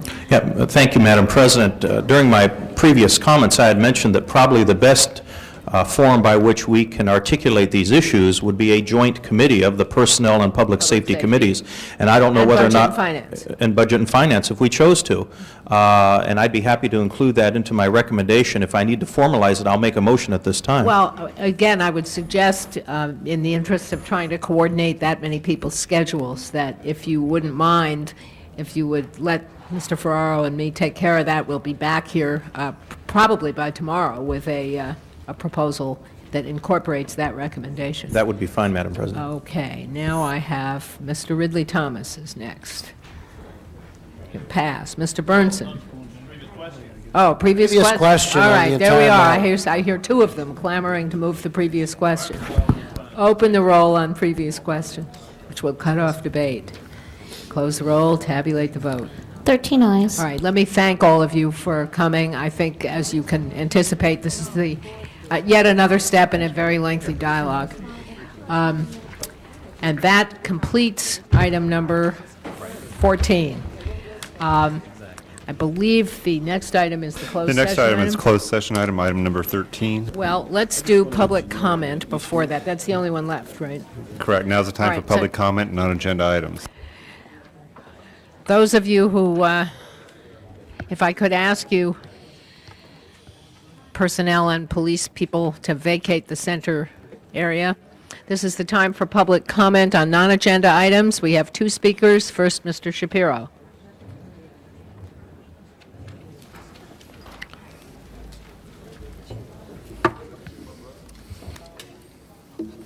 Madam Chair and members of the council, while this crowd is clearing out after this long discussion, I still think the question should not be overlooked on this point, that an outside civilian investigation is still very much in order, even though it isn't on the agenda. That basically the fox can't guard and critique the hen house. The Christopher Commission's made 130 recommendations that were extremely important, and the more important ones were never implemented. The BOI report does not specifically address this point. It mentions it in passing. And the discussion you had this morning about how you get candidates passed with the Personnel Department and the LAPD, which was the #1 recommendation on the BOI report. How did these people get in with these bad records, bad criminal records, and also bad financial records and bad social records, bad violent records? That was not addressed in the discussion. The City Council has to understand that you can't solve this entire problem just by throwing money at it. That the mayor and the City Council has to get involved, not just with one meeting 21 days after a BOI report is put out, but constantly by understanding all that's happening here is within the province of the City Council. Thank you, Mr. Shapiro. Perhaps you didn't hear the council just decide that we're going to have a plan to continue to address this in public on a regular basis. Yes, my and soon. point, Madam Chairman, is that there are other elements outside the police department that have to be brought into this question. Right, I think that was mentioned in the discussion as well. And the DA and the judges themselves. They have to be brought in as well as the council and the mayor. Thank you, Mr. Shapiro. Now we'll hear from Millian Ghebreyesus. Yes. Yes, thank you for the opportunity. My name is Milian Ghebreyesus. To all city council and members, I'm speaking about dangerous traffic speed in the area of Westwood Transitional Village, 1401 Sepulveda Boulevard, Los Angeles, California 90025. The telephone number of there 310-479-9938. I stay in this residence for the last 2 months. Concerning citizen, from my observation in this street, the speed limit is 40 miles per hour speed. Regarding first priority public safety on the Sepulveda Boulevard, we need your help, right away attention, oversight to solve this problem by DOT, LAPD or traffic safety, to take action for the safety of public in this street as soon as possible. since they opened the center. Very busy interaction. We have 50 family and 75 children so far in this village. Besides this, both sides public recreation center exist. Now, within 1 month's time, we had 7 accidents on this street. On the second and the first accident, there is a Porsche new car burned. On the 6th accident, 1 person was hurt from our residents. 1 car accident, including 1 person, went to hospital last week on Friday. Whoever responsible before we lose another human being, you have to give rapid attention to solve this problem. My suggestion, number 1, maybe decrease the speed limit. Number 2, minimum 2 stoplight between Ohio and the south of Wilshire Boulevard. Number 3,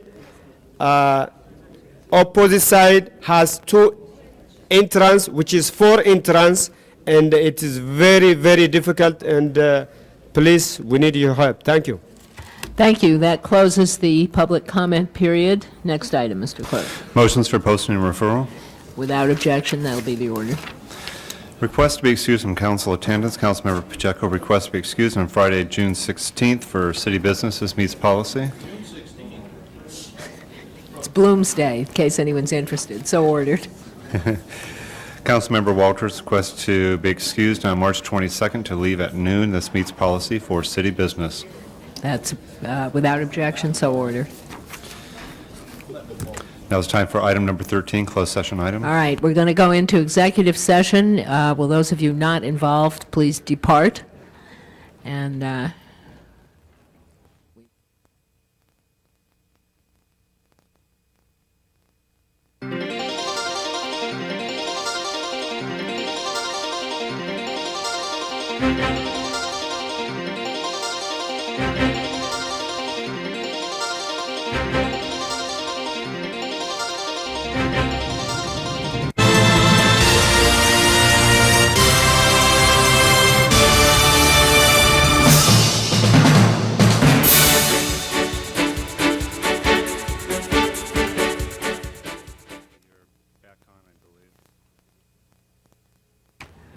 okay. All right, I think we have no other business except adjourning motions. And since I understand you're going to do the one I was about to, I will do Mr. Ferraro's instead. On behalf of Council President Ferraro, I'd like to ask that we adjourn in memory of Dr. Thomas Coleman, the father of John Coleman, a Los Angeles attorney, who died recently in Carbondale, Pennsylvania. He's survived by his wife, 3 sons, 3 daughters, and 10 grandchildren, miscellaneous nieces, nephews, and cousins. He was preceded in death by a son, Thomas, and a sister, Catherine Gill. Mr. Bernson. Yes, I have, unfortunately, 3. I'd ask that we adjourn in memory of Lloyd Boland, a constituent and friend and husband to Paula Boland. Oh, no kidding. All members. Yeah, he passed away. I want a second. He was survived by his wife Paula, his son Butch, and daughter Marisa, along with 2 grandchildren.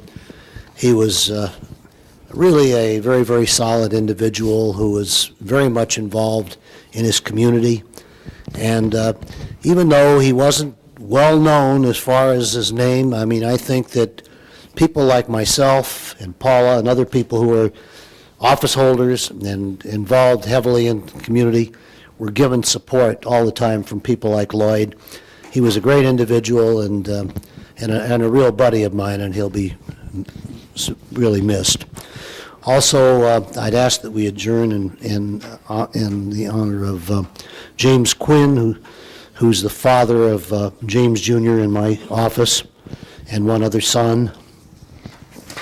And also, I don't know if this is the one you were going to do, Cindy, or if not, Officer Luis Villalobos. Yeah. Was that the one I you were was going to do? about to do it also. We'll Okay, put well, we'll everybody all on 3 that. be co-conspirators on that one, okay? Co-what? Co-presenters. Cindy? Yes, let me begin with that. On March 16th, Officer Luis Villalobos was performing advanced training. He's a member of the Special Weapons and Tactics team. He was down at Camp Pendleton doing advanced training when he slipped off of a 10-foot catwalk, sustained serious head trauma, and died from his injuries. He was a 30-year member of the Los Angeles Police Department, had been with the SWAT organization since 1983. He was highly regarded as a peer leader there, a mentor in dealing with the other SWAT officers who were incoming. And in fact, in 1999, Officer Villalobos received the SWAT Officer of the Year Award and the Medal of Valor for his act of bravery in rescuing a fallen law enforcement officer who happened to be from the city of Glendale. It is clearly a tragic accident. Anyone who worked with him and knew him respected him, admired him, and enjoyed their relationship. Officer Villalobos is survived by his parents and four children. The funeral will be Friday at Rolling Hills Covenant Church in Rancho Palos Verdes. I would also like to have the council adjourn in memory of a 7-year-old little girl, Destiny Danielle Driver, who was hit last week in a crosswalk at Chandler Elementary School on the border of Councilmember Fuhrer and my district. It was a marked crosswalk. The driver was blinded by the sun and didn't see the little girl crossing the street. She was hit and killed. It was not a hit-and-run accident. The police are still talking to the driver and looking for other witnesses, but the Department of Transportation is now investigating the issue as well. But I was just at that school speaking to the PTA a week earlier and had actually seen a performance of the school children, which is how they start their PTA meetings. And it truly is a tragedy. As much as we're trying to involve and improve traffic in our city, where we have a crosswalk, we still need to do better and more to protect the kids who are coming and going from their neighborhoods to the neighborhood schools. She is survived by her mother, whose name I believe is Latrice Shorter. Mr. Ridley Thomas. Madam President, members of the council, I would ask that you join me in adjourning in memory of Richard Fulton. Some of you may know him as the proprietor of 5th Street Dick's coffee shop in Leimert Park. It established itself as a landmark of cultural activity for jazz musicians of note, and leaves a strong impression about the spirit of those who wish to reclaim their lives. Some of you may know that Mr. Fulton found himself homeless after having been a veteran of war. The name 5th Street Dick came from the fact that he was homeless on 5th Street here in downtown Los Angeles, but turned his life around as a result of hard work and a driving spirit to make a difference in terms of the arts, particularly jazz. So we adjourn in memory of Richard Fulton. Mrs. Walters? I'd like to be a co-presenter on that, please. Now, before we call the roll, I'd just like to, sorry, Mr. Hernandez. How did I miss you? Well, I also would like to be a co-presenter on Richard Fulton, but also share that he also proceeded to save many other people's lives from alcoholism in the hundreds. And his spirit and his motto was exemplary to a lot of people in the program. And I just thought that out. I think maybe we want all members on. All members. Actually, I've noticed that many people who manage to save themselves go on to help save a lot of other people. It's really quite an admirable phenomenon. But I did want to ask before we adjourn that those of you who are interested in attending Officer Villalobos' funeral, please let Mr. Deaton or Harry Ito know today, if possible, because we're going to have to figure out whether we have enough council members left here for a council meeting on Friday. Call the roll, please. The funeral will be Friday in Rolling Hills. We are adjourned.